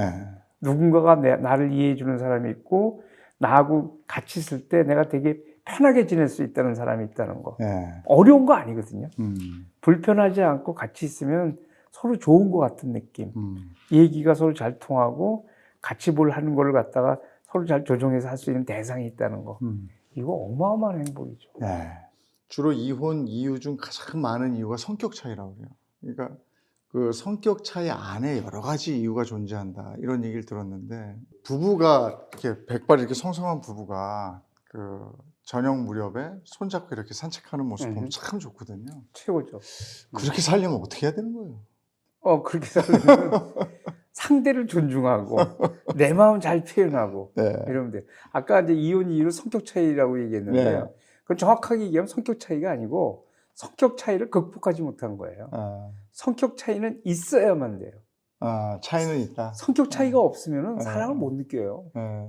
남자 여자는 제일 다른 존재잖아요. 네. 완전히 다르거든요. 그 남자 여자 다르기 때문에 좋은 거지 같으면 재밌겠어요? 네. 난 나랑 똑같은 성격이 있는 여자하고 살 재미가 없을 것 같은데 성격이 달라야 좋은 건데 네. 다르면은 갈등도 많지만 재미도 있고 자손이 유능한 자손이 나올 가능성이 있고요. 비슷하면은 처음엔 충돌이 없는 듯하지만 재미가 없어요. 그리고 자식들도 세상에 적응하는 능력을 많이 습득하지 못해요. 성격 차이가 많은 거는 이거는 이혼의 조건이 아니에요. 성격 차이가 많을수록 좋은데 적은 성격 차이도 조정을 못해요. 이거 왜 그런지 알아요? 고집이 세서 그런가? 자기만 옳다고 생각해요. 네, 인간들은요. 예. 모든 인간은 자기가 옳다고 생각해요. 그래서 성격 차이를 싸우는 부부가 있다면 네. 꼭 알아야 될 게 뭐냐면 이런 거예요. 본인이 옳아요. 근데 본인이 옳은 것만큼 부인도 옳아요. 늘 이제 성격 차이라는 거는 나는 옳고 네가 틀렸다거든요. 이게 아니라 나도 옳고 아내도 옳다. 단 우리는 다르다. 이 다른 거를 어떻게 조종하느냐가 이게 사실 행복이거든요. 네. 그래서 성격 차이는 절대 이혼의 문제가 아니라 성격 차이를 조종하지 못하는 거. 다시 얘기하면 성숙하지 못해서 오는 것이다. 그러니까 성격 차이 때문에 이혼하는 게 아니고 성격 차이를 극복하지 못하기 때문에 이혼하는 것이다. 그럼요. 네, 뒤에 한 말이 더 붙어야 되는 거군요. 네. 그럼 중년 이후에 이혼하는 분들 중에 어떤 이유, 그러니까 대부분이 이거군요. 그러니까 성격 차이를 극복하지 못하는 거. 이게 맞는 거군요. 성격 차이를 극복하지 네. 못하는 거 또는 상대의 아픔에 무심한 거. 그래서 이제 특히 이제 이 아픔을 결혼 과정에서는 사실은 남성보다 여성들이 아픔을 많이 겪어요. 그리고 뭐 어쨌든 뭐 여성들이 시집을 온다 뭐 이렇게 얘기를 하잖아요. 그러니까 어쨌든 간에 아직 아무리 남녀 평등이 됐더라도 결혼하게 되면은 시댁에 여성이 혼자 뛰어드는 양상이 된단 말이에요. 그럼 힘들 수밖에 없거든요. 그리고 이제 결혼해서 초기에 임신하고 출산하고 이럴 때 여성들이 되게 힘든데 이때 남성들이 그렇게 여성들을 이해할 능력이 잘 안 돼요. 상처를 많이 주죠. 그러면 남성들이 난 잘 모르지만 상처를 줬을 것이다 라고 생각해야 되는데 남성들은 어떻게 생각하냐면 본인이 자기 좋은 사람인 줄 알아요. 그래서 아내가 아프다라는 거가 자기가 나쁜 사람이기 때문에 아프다라는 걸 듣고 자꾸 이걸 안 들으려고 하고 듣지 않으려고 하는 그 상처가 계속 해결되지 않고 나이 들어까지 오면은 어느 순간에 이게 이제 이혼으로 가게 되는 경우가 많죠. 또 하나가 그 이혼하고 이러는데 크게 작용하는 게 외도거든요. 외도 예, 맞죠. 예, 상대방의 외도. 네. 이런 경우는 극복이 됩니까? 외도가 여러 형태의 외도가 있어요. 이런 형태, 그러니까 바람둥이들의 외도는 이거는 뭐 살 수 없죠. 예, 그러니까 이건 뭐냐면은 외도, 충동적인 외도를 하고 문제 있는 외도를 하는 사람, 습관적인 외도를 하는 사람들은 이런 남자하고는 살 수 없죠. 근데 외도가 그럴 마음 없지만 무의식적으로 배우자와 관계를 해결하지 못하는 사람들이 외도로 가는 경우가 많이 있어요. 이게 이제 절망적인 출구로서의 외도라고 얘기를 하는데, 학문적으로 얘기할 때. 그러니까 아내와 관계에서 자기가 어떻게 문제를 풀지 못해서 자기가 상처받고 그걸 자기가 외도로 하는 거예요. 그러니까 이렇게 생각하면 되는데, 남자들하고 여성들하고 사랑의 차이가 나는 거가 한 10배쯤 차이 난다고 생각하면 돼요. 그러니까 사랑의 정체는 섹스가 아니라 아까 얘기한 뇌와 뇌의 교류예요. 사랑은.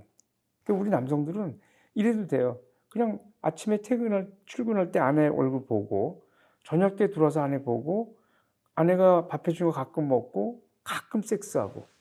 그래도 사는데 지장 없어요. 근데 여성들은 남편하고 소통이 되지 않으면은 몇 달을 굶긴 것과 똑같아요. 그러면 물 안 준 식물같이럼 여자들은 시들어져요.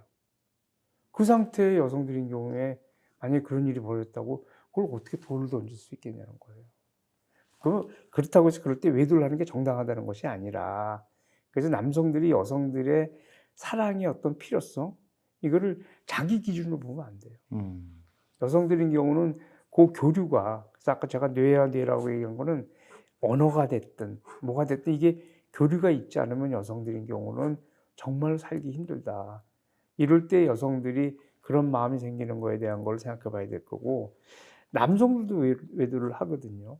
근데 남성들도 이런 경우가 꽤 있어요.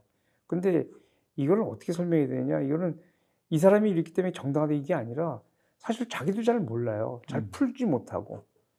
그리고 본인이 이런 문제를 풀 능력이 없어가지고 관계가 안 좋은 거를 상대가 문제 있다고 생각하고 상대를 공격하고, 그러면 아내도 이제 충돌되고 하면서 아내하고 이제 멀어지게 되거든요. 그러면 이제 어느 날 말하자면 외도를 하는 거예요. 말하자면 반항적인 외도. 예. 이런 경우에 만약에 남편이 이 부분에 대한 거를 본인이 쭉 전반적인 과정에 대한 거를 알고, 아, 이게 아내하고 관계에서 문제가 돼가지고 내가 이런 일을 했고 다시는 이런 일을 안 하고 아내하고 그 부분에 대한 문제를 풀어나가겠다 하는 거는 외도를 해도 다시 원래대로 돌아갈 수 있고, 남편이 그렇지 않고 계속 외도를 한다든지 이해가 없다든지 하면 그거는 뭐 이혼으로 갈 수밖에 없죠. 그 상담하실 때 보면 그 외도의 깊이, 그러니까 우리가 흔히 그런 얘기 하잖아요. 남편의 외도는 바람인데 아내의 외도는 바람 이상이다. 일반적인 여성들인 경우에 외도를 한다 그러면은 이때는 이 여성들인 경우는 남편하고의 사랑은 끝난 거예요. 끝나고, 여성들은 기본적으로 일부 일체적인 마인드가 있어가지고, 그러면은 남편은 자기 남자가 아니고 바람 피는 사람이 자기 남자예요. 어쩔 수 없이 상황 때문에 살고 있는 것이지. 그럼 못 돌아오겠네. 여성들은 그래서 바람이 나면 못 돌아요. 이 여성적인 뇌를 갖고 있는 여성들은. 남성적인 뇌를 갖고 있는 여성들인 경우는 남자하고 비슷하니까 괜찮아요. 그건 호기심이 발동하고 막 이런. 그러니까 여성적인 뇌를 갖고 있는 사람은 이미 자기 남편하고는 끝난 거예요. 남편하고 너무 상처받든지 이럴 때 있는 이 경우는 되돌릴 수 없어요. 그러니까 외도를 해도 된다라는 얘기가 아니라, 외도가 있어도 상담자들인 경우는 그 외도를 분석해가지고 본인들은 잘 몰라요. 제가 어떤 외도를 했는지. 그래서 보죠. 그러니까 이 아까 얘기하는 그 배우자와 관계에서 복수하듯이 하는 외도는 사실 이런 외도인 경우는 보호자하고 이혼을 안 해요. 그다음 보호자가 있어야만 돼요. 이혼 안 하려고 해요. 그리고 이혼한 상대를 또 뭐 그렇게 사랑하는 것도 아니야. 그 복수심인가? 자기는 나를 복수심이에요. 힘들게 했으니까. 네, 자기는 복수심이에요. 근데 이 복수심하다 실제로 부인한테 이혼당할 수 있단 말이에요. 복수심으로 외도하는 사람이 절대로 이혼 안 한다고 해요. 근데 뭐 이혼 안 한다고 해서 본인이 이혼 안 한다고 해서 이혼하는 게 아니잖아요. 그래서 남성들은 우리가 볼 때는 철없이 남성들인 경우에 여자가 많으면 좋을 것이다라고 하는데 저는 뭐 강의할 때 그런 얘기 많이 하는데 외도를 해보면 알 수 있는데 그 외도가 얼마나 고통스러운지를 한번 당해봐야 돼요. 근데 이제 다 보면 호기심에 외도를 하는 경우도 있지만 집에서의 환경이 너무 못 견디겠어서 즉흥적으로 충동적으로 복수심에서 외도를 하는 경우도 있는 것 같아요. 그게 조금 아까 얘기하는 그거에 그러니까 본인은 뭐 사실 배우자가 잘못됐든 자기가 잘못됐든 하여간 해결하지 못한 그 잘못이 있는데 이걸 배우자의 잘못으로 탓하면서 외도하는 경우가 많은데 이게 아까 얘기한 영어로 얘기하는 영어를 해석하면 절망적인 출구로서의 외도라는 거예요. 그러니까 이건 뭐냐면 부부 문제, 부부 갈등을 해결하지 못하고 상처받은 사람들이 하는 외도죠. 예. 그래서 그 직전 단계가 외로움이나 상실감 그런 게 극복이 안 되면 거기서 밖으로 이게 표출이 되는 경우가 같은데 많죠. 그럼 외로움이나 아니면 상실감 또는 열등감 집에서 느끼는 이런 걸 극복할 수 있는 가장 좋은 방법. 아니요, 원인을 교정해야죠. 그 그러니까 원인이 어디 있느냐? 예, 원인은 어디 있는데 이래 우리는요, 사람 특히 남성들이 그러는데 남성들은 본인들이 아내를 힘들게 하는 걸 잘 몰라요. 그 여성들인 경우는 남편이 본인을 힘들게 하면 남편을 멀리하거든요. 그럼 남편은 본인이 피해자인 줄 알아요. 근데 보통은 여성들이 그러니까 여성들이 아까도 얘기했지만 사랑의 관계, 결혼 생활에서 남성들은 상처를 적게 받아요. 사랑의 요구량이 적으니까. 조금만 사랑해도 되니까 남성들은 조금만 해도 되니까 상처를 주는데 여성들은 굉장히 많은 사랑을 필요로 하니까 많은 경우에 여성들인 경우는 젊었을 때 남성들의 사랑을 적게 받아서 관심을 적게 받아서 교류가 적어서 상처받는 경우가 많아요, 여성들이요. 그래서 이런 거예요. 남성들이 외로운 건 딴 거 아니에요. 아내가 나를 싫어하기 때문에 외로운 거거든요. 아내가 나를 좋아하게끔 할 수 있으려면은 첫 번째, 혹시 아내가 나 때문에 나는 의도하지 않았는데 상처를 준 것이 있는가, 받은 것이 있는가를 찾아보는 것이 먼저 해야 될 일이에요. 그걸 참 찾는 게 어려울 것 같아서. 아니, 어렵죠. 근데 어떻게 어려운 거는 이렇게 하면 돼요. 물어보면 돼요. 물어봐. 예, 알 수 없어요. 남자들이. 회피하지 말고 물어봐라. 예, 근데 남자들이 물어보면서 이런 거예요. 혹시 자기한테 진짜 불만이 있거나 비난하는 것 같으면 그거 상처받을까봐 안 물어본단 말이에요. 저는요, 세상의 모든 남자는 아내한테 상처 안 줄 수가 없어요. 잘 모르는데 어떻게 상처를 안 줘요? 근데 물어보지도 않아. 안 물어보고 피하죠. 남자들은. 회피해버려. 남자들도 갈등 되게 싫어하거든요. 네. 용기를 내서 물어봐야 되겠네. 그 당사자한테. 네. 물어봐야 돼요. 그러니까 이게 이제 인간의 제일 큰 문제는 우리 남자들이 더 그렇고 여성들도 마찬가지긴 한데 자꾸만 자기의 잘못이 없을 거라고 생각을 해요. 자기 잘못이 없을 수가 없어요. 이런 거예요. 그러니까 아내와 관계에서 내가 잘못이 없는 게 아니라 내가 아내를 아프게 할 마음은 없었어요. 어떤 남자도 자기 아내를 마음 아프게 하기 위해서 일부러 하는 사람은 없어요. 자기는 아내를 사랑하는데 몰라서 아프게 하거든요. 툭 던지지. 네, 몰라서 아프게 하는 거예요. 그러면 그 아프게 할 수 있다라는 거가 있을 수 있다고 생각해야 되는데 자꾸만 있으면 본인이 무슨 비난받거나 나쁜 사람이 되는 것 같아가지고 이걸 알려고 하지 않고 피한단 말이에요. 그럼 문제 해결이 안 돼요.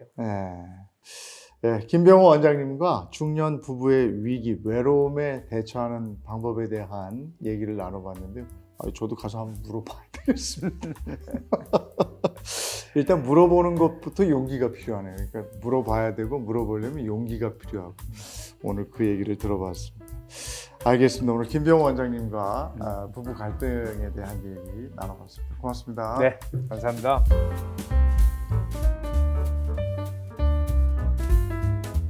이혼의 종류가 여러 가지가 있잖아요. 그런데 변호사님 사무실에는 그럼 황혼이혼 하러 오는 분들이 많아요? 어때요? 사실 뭐 연령대는 다양해요. 뭐 신혼부부도 있고요. 뭐 20대부터 70대까지 이혼 사건 해본 것 같아요. 뭐 황혼이혼이라고 하면은 5, 60대를 말할 수 있을까요? 네, 그렇죠. 네, 그 나이 연령대도 굉장히 많으시죠. 그럼 그분들은 주로 여자분이 원하는 경우가 많죠. 많죠. 네. 네. 못 살겠다. 이 인간하고 그쵸. 내가. 맞습니다. 네. 이게 한 50년, 그러니까 결혼 생활 한 2, 30년 이상 하신 분들은요, 네.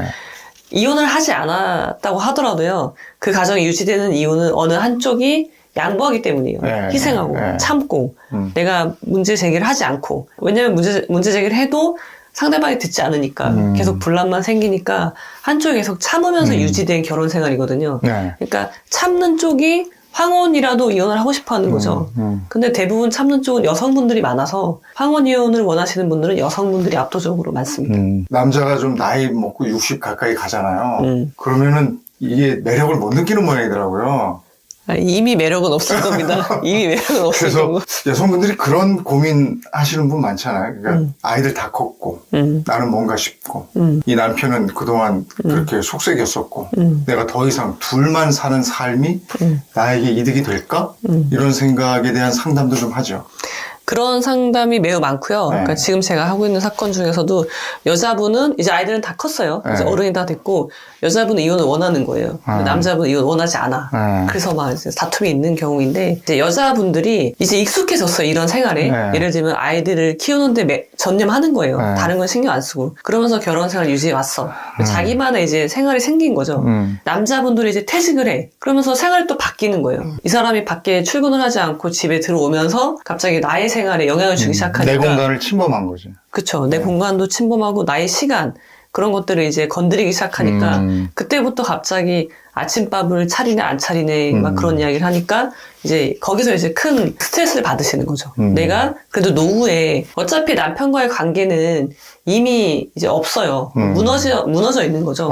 그래서 그걸 기대하지 않고 나의 노후를 내가 계획을 했는데 갑자기 내 영역에 이 사람이 들어오기 시작을 하는 거죠. 근데 알고 봤더니 우리는 부부인 거예요. 이것이 정당한 거죠. 근데 거기서 그런 것도 있을 것 같아요. 남자들이 나이 먹으면 아내 옆에 졸졸 따라다니는 네. 그런 사람들이 많은데 그거 굉장히 부담스러워하고 그러는데 일 처리를 못 하시는 분들이 많더라고요. 그래서 뭘 해봤어야죠. 네. 네. 물건도 못 사요. 그 황혼 이혼 절대로 하면 안 되는 유형의 부부도 있잖아요. 하면 안 되는 부부. 네. 경제적인 어려움은요. 네. 고려 대상이 아니에요. 아 그래요? 내가 그러니까 관계가 우리가 좋은데 이혼하지 않잖아요. 그러니까 그걸 항상 염두에 둬야 돼요.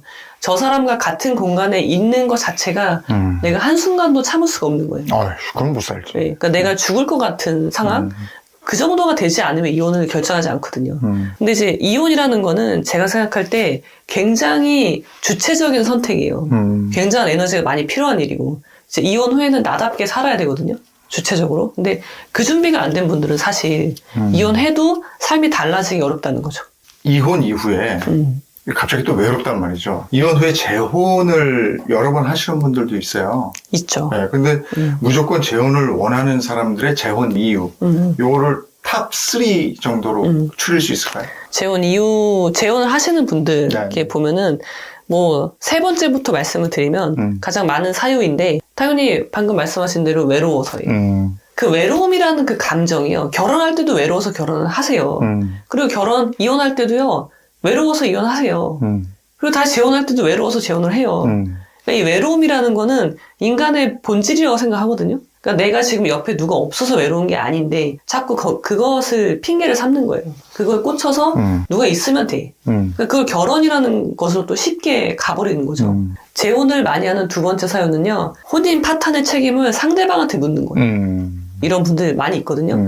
나는 최선을 다했어. 근데 제가 받아주지 않는 거예요. 그러니까 상대방 때문이니까 나는 상대방만 교체하면 행복할 수 있다는 거죠. 실제로 제가 지금은 사무실을 이전했는데 저희 사무실에 어떤 분이 상담을 오셨거든요. 근데 그분이 결혼정보업체를 먼저 들렸다가 마침 옆에 변호사 사무실이 있어서 오신 거거든요. 그래서 제가 근데 그분이 아직 이혼을 안 했어요. 네. 이혼을 안 했는데 제가 여쭤봤죠. 저는 그래서 그분이 따님 때문에 결정사를 가셨나? 그래서 여쭤봤더니 그게 아니라 본인의 재혼 상담을 하러 가셨더라고요.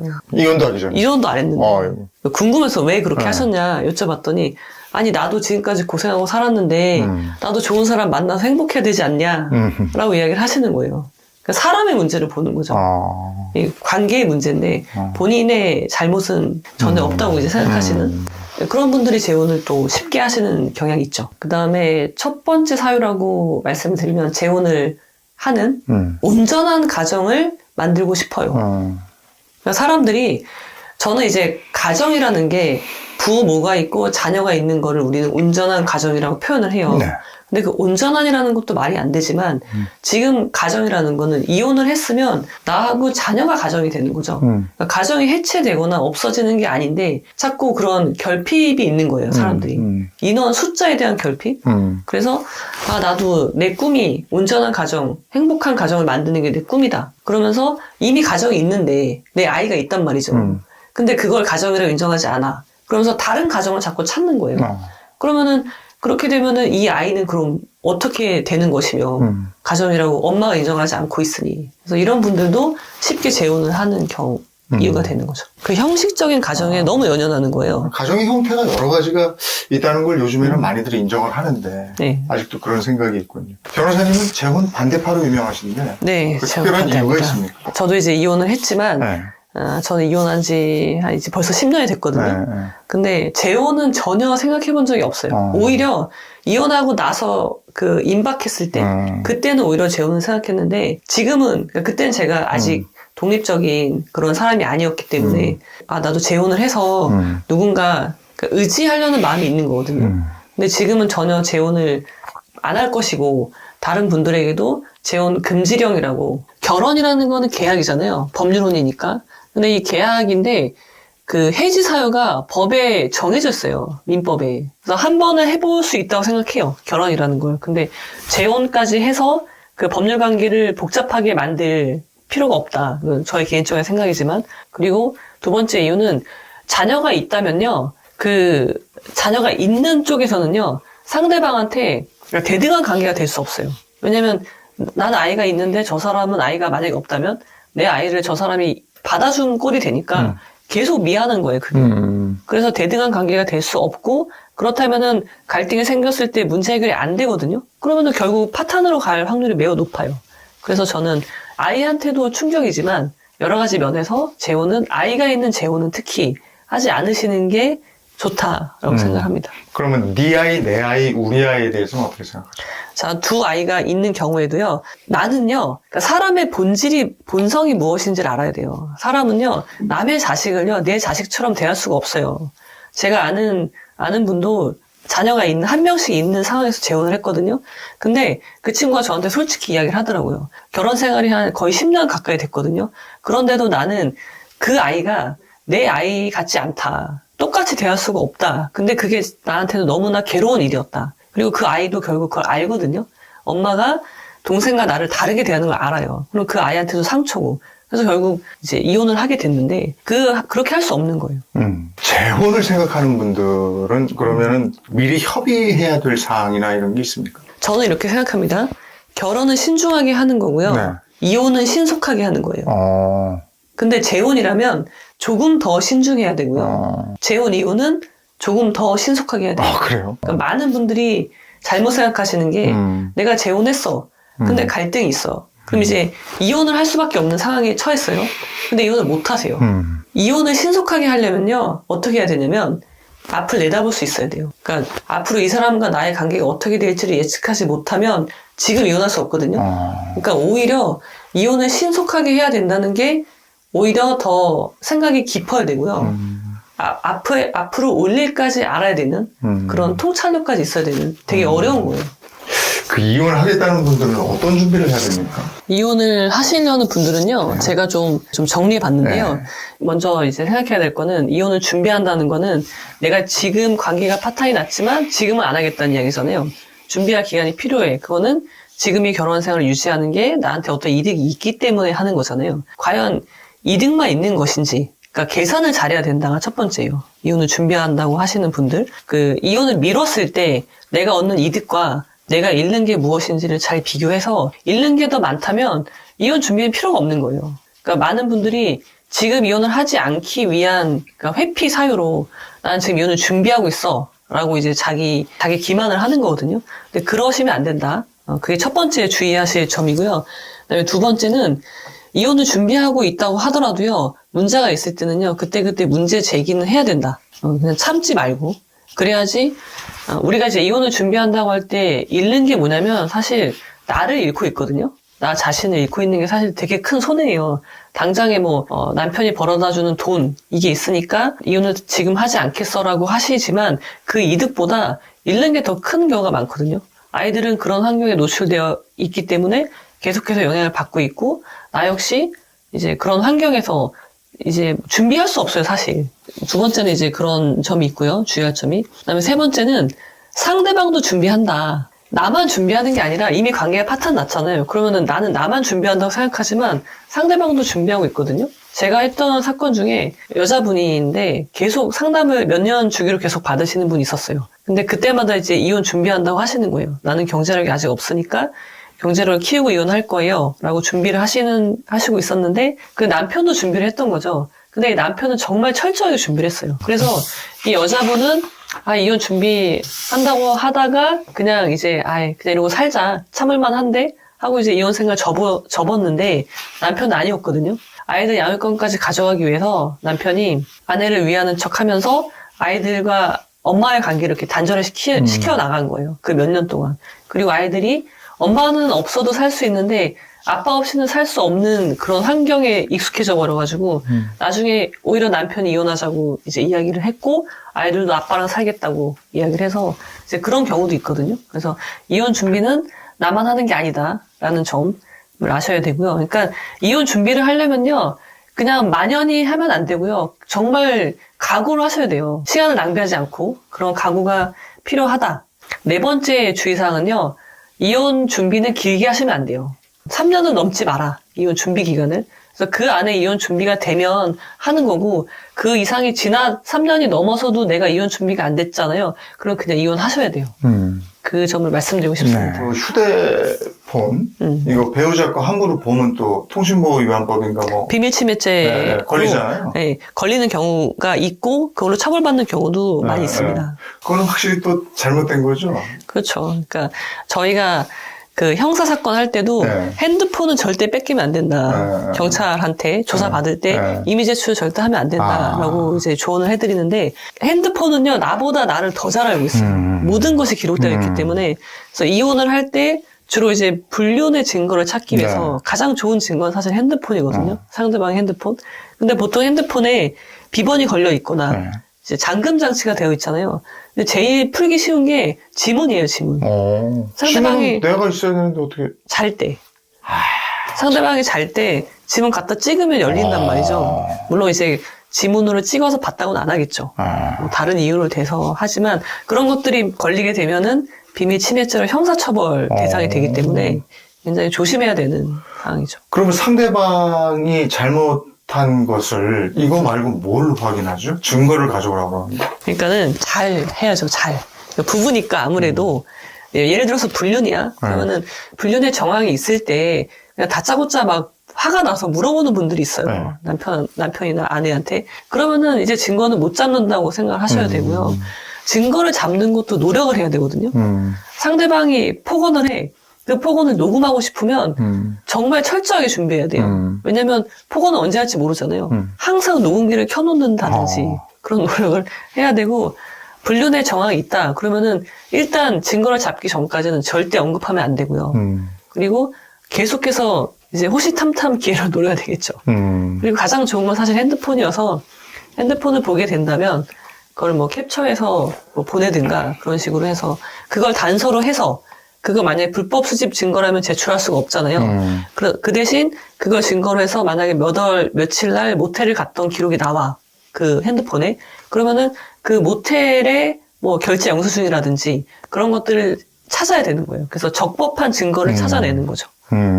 그 싸우기 싫어서 또는 아이들 보기 민망해서 소송을 그냥 빨리 끝내고 싶은 거예요. 네. 근데 그럴 때도 끝까지 양보해서는 안 되는 게 뭐가 있습니까? 저는 이혼은 신속하게 하라고 말씀을 드리지만 그것이 이혼 절차를 그냥 빨리 하라는 이야기는 아니거든요. 이게 왜 그러냐면 뭐 사람들이 이혼 소송은 진흙탕 싸움이다라고 하잖아요. 근데 이혼 소송으로 진흙탕이 되는 게 아니라 그냥 내가 있는 곳이 진흙탕인 거거든요. 내가 만든 곳이 진흙탕인데 거기서 나오기 위해서 필요한 게 소송이라고 봐요, 저는. 그리고 소송이란 절차를 거쳐서 시시비비를 가리지 않으면 내가 그 오랜 세월 그 관계에서 받았던 상처들이 치유가 안 되거든요. 잊을 수가 없는 거예요. 그래서 저는 다투라고 말씀을 드려요. 그러니까 회피하지 마라. 근데 우리는 싸울 줄을 몰라서 자꾸 피해요. 이혼마저도 나 이야기하기 싫어. 대화하기 싫어. 꼴도 보기 싫어. 그렇죠, 그렇죠. 그냥 이혼만 해줘. 나 다 재산 필요 없어. 양육권도 네가 주장하면 가져가. 그런 식으로 이혼을 그냥 하잖아요. 허겁지겁 해버리면 나중에 결국 소송이 되거든요. 분쟁이 생겨요. 근데 그래서 그렇게 협의 이혼을 했어요. 근데 아차 이거 잘못됐구나. 그럼 다시 많아요. 소송으로 갈 수 있습니까? 많아요. 협의이혼이 당사자들끼리 그냥 막 쓰잖아요. 그러면은 정작 필요한 내용들은 없어요. 그럼 그게 또 분쟁이 돼. 법원에서 판결을 한 거잖아요. 그렇죠. 근데 또 소송을 한다고요? 그렇죠. 왜냐하면 협의이혼에서는요. 법원에 가긴 가죠. 네. 판사님 앞에 가긴 가는데 그때 확인하는 건 이혼 의사만 확인해요. 그러니까 협의이혼에서 법원이 개입하는 거는 이혼 의사가 있느냐, 양육권 누구한테 갈 거냐, 양육비 어떻게 할 거냐, 면접 교섭 요 정도만 하지 재산 분할은 관심 사항이 아니에요. 제출 사항도 아니고. 배우자하고 협의했을 때 그 재산을 은닉하거나 빼돌리는 경우도 있잖아요. 재산 있죠. 분할 많이 있죠. 대비해서 이런 경우는 어떻게 해요? 그러니까는 제가 이혼 준비를 할 때 네. 계산을 잘하라고 말씀을 드린 게 결혼 기간이 오래되면 오래될수록 나의 기여도는 늘겠죠. 그렇지만 재산은 늘지 않을 거예요. 왜냐면 상대방도 이혼을 준비한다고 말씀드렸잖아요. 그럼 재산을 은닉한단 말이에요. 시간이 많다는 건 은닉하기가 좋아요. 하나씩 모르게. 그리고 내가 이혼 소송을 제기하잖아요. 그러면은 그때로부터 보통 역산에서 3년 정도의 거래 내역은 조회해서 볼 수 있어요. 소송 간에. 근데 3년이 넘어가는 건 해주지 않아요. 시간이 길면은 재산을 모르게 은닉하는 건 되게 쉽거든요. 이혼을 신속하게 해야 되는 이유 중에 하나도 그거에 들어가는 거죠. 근데 요즘에 이혼 보면은 왜 젊은 친구들은 욱해서 이혼하는 경우도 있고 사례들을 이렇게 보시면 야 이거 이혼 사유가 너무 황당하다 이런 것도 있을 것 같아요. 근데요, 제가 이건 고민을 많이 해봤는데 제가 했던 다양한 사례에서 그 어떤 것도 황당한 이혼 사유는 없었어요. 아 그래요? 이게 남들이 들으면 황당하죠. 그 부분만 띄어서 들으면. 근데 대부분이 갈등이 쌓여서 이혼을 결정한단 말이에요. 우리가 여러 가지 이혼 사유가 있잖아요. 근데 유일한 이혼 사유는요, 하나로 기결되는데 그거는 소통이 안 되는 거. 대화가 안 되는 거. 불륜을 해도 상대방이랑 불륜을 상대방 인정하고 사과하고 앞으로 어떻게 하겠다 그런 이야기가 되면요, 아무도 이혼하지 않거든요. 근데 그게 안 되기 때문에 이혼을 하는 거예요. 하나만 봤을 땐 사소한 거지만 그게 쌓이면은 이제 전부를 무너뜨리게 되는 그런 사유가 되는 거죠. 근데 이렇게 당사자가 있고 제3자의 개입이라는 게 또 있잖아요. 있죠, 많죠. 뭐 바람 피고 이러는 거 말고 네. 가족 간의 갈등이나 뭐 많죠. 이런 거 있어요. 네. 못된 시누이도 있고 뭐 있어요. 근데 그런 사람들한테도 책임을 물을 수 있습니까? 사실상 위자료를 묻긴 어렵고요. 이혼 사유는 돼요. 민법상 이혼 사유에도 그 우리 부모님에 대한 상대방의 부당한 대우 그런 것들이 들어가 있거든요. 그러니까 아무래도 결혼이라는 거는 가족 간의 결합이기 때문에 시부모님의 개입이라든지 아니면 처갓집 식구들의 개입이 이혼 사유에 항상 들어갑니다. 그리고 또 며느리나 사위가 그 집안에 피해를 끼쳐서 재산상의 피해일 수도 있고 그렇죠. 술 먹고 누구 때릴 수도 있고 이런 것 때문에 이혼까지 가는 경우도 있죠. 굉장히 많죠. 네. 이제 명절도 그렇고요. 개입들을 하세요. 그리고 이 문제는요, 부부 역시 부모님들 개입을 시켜요. 본인들이.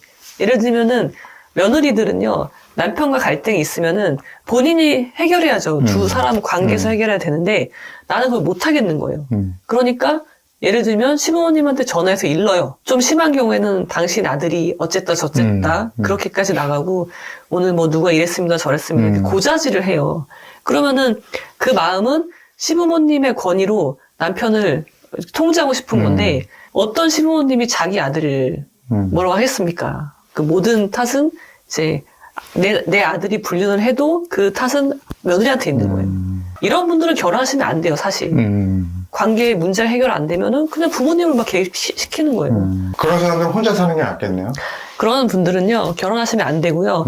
성장하셔야 되는 거예요. 내가. 예. 특히 여자분들은요, 부모님으로부터 독립하고 싶어 하시는 분들이 많은데, 그 독립의 수단으로 결혼을 선택해요. 근데 그건 독립이 아닌 거잖아요. 그러니까 의존의 대상이라고 해야 되나? 그게 부모님에서 남편, 아이들로 바뀌는 것 뿐이거든요. 그러니까 그런 것부터 먼저 좀 개선이 돼야 될 것 같아요. 근데 저는요, 결혼 제도는요, 이미 그 효능이 다 했다고 생각해요. 왜냐면 100세 시대인데 네. 우리가 30에 결혼하면 70년을 한 사람하고 살아야 되는 거잖아요. 그쵸. 그런 이야기 어떻게 생각하세요? 그 결혼 유효기간? 지금은 종신이잖아요. 근데 사랑의 유효기간 같은 거 네. 느끼잖아요. 근데 당연히 있죠. 이게 한 10년 동안 계속 불타는 사랑을 하면 심장 터져 죽을걸요? 그쵸. 불가능이죠, 불가능. 그게 좀 식을 쯤 애가 생기고 그래서 아이를 낳고 재산이 쌓아가는 걸 보면서 황혼이 되고 뭐 이런 단계인데 거기서 미움과 갈등이 생기면 그냥 뭐 헤어지는 방법을 택하는 것 같아요. 그게 헤어지는 이제 뭐 출구 전략이라고 해야 되나? 네. 그것이 수월해야지 저는 결혼도 오히려 많이 할 거라고 네. 생각하거든요. 법률 상담을 제때 받지 않아서 굉장히 억울하게 된 사례 같은 것도 있어요. 굉장히 많습니다. 결혼이 계약이라는 접근을 해야 돼요. 그래서 사실 결혼을 잘 하려면요. 이혼하지 않는 행복한 결혼 생활을 하려면 결혼하기 전에 두 사람의 앞으로 결혼 생활을 어떻게 할 것인지 있잖아요. 그런 뭐 서로 사랑하겠습니다. 그런 거 말고 구체적인 행동. 그런 뭐 예를 들면은 경제 상황은 공유한다. 지금의 경제 상황을 다 밝히고 예금이 얼마가 있고 빚이 얼마가 있고 그런 것들을 다 먼저 같이 이야기를 해놓고 하는 이제 그런 자리가 필요한 거죠. 근데 만약에 상대방이 협조하지 않잖아요? 야, 네가 나를 사랑하는데 어떻게 그런 걸 물어볼 수가 있냐? 결혼은 사랑으로 하는 거야. 만약에 그렇게 상대방이 나오면 결혼하면 안 돼요, 그거는. 결혼 생활이라는 거는 굉장히 많은 무수한 갈등이 발생할 건데 그 갈등이 해결이 안 된다는 전조 증상이거든요. 그래서 충분히 신중하게 이런 것들을 검토하고 결혼을 해야지 이혼하지 않을 수 있다. 마무리하면서 결혼을 생각하는 분들도 있을 거고 이 방송 함께 하시는 분들 중에 또 이혼을 생각하는 분들도 있을 거고 재혼을 생각하는 분들도 있을 거예요. 네. 그분들께 메시지 좀 주시면서 마무리할까요? 네. 제가 이제 올해로 47살인데요. 저의 삶을 살면서 그리고 다른 사람들의 삶을 이제 살펴보면서 제가 느낀 거는 우리는 삶을 살고 있다. 그 긴 흐름 속에 있다는 사실이 있지 않으면 좋겠고요. 그 과정에서 뭐 대학을 들어가는 거, 취직하는 거, 결혼, 출산, 이혼 그런 것들이 이벤트처럼 발생을 하는 거다. 근데 그런 것들이 나의 본질이 아니고 내가 이혼한다고 해서 아니면 결혼을 했다고 해서 안 했다고 해서 나라는 사람이 달라지지 않는데 우리는 자꾸 나는 잊어버리고 결혼 자체에 꽂히는 거예요. 그래서 그거를 분리할 필요가 있다고 보고요.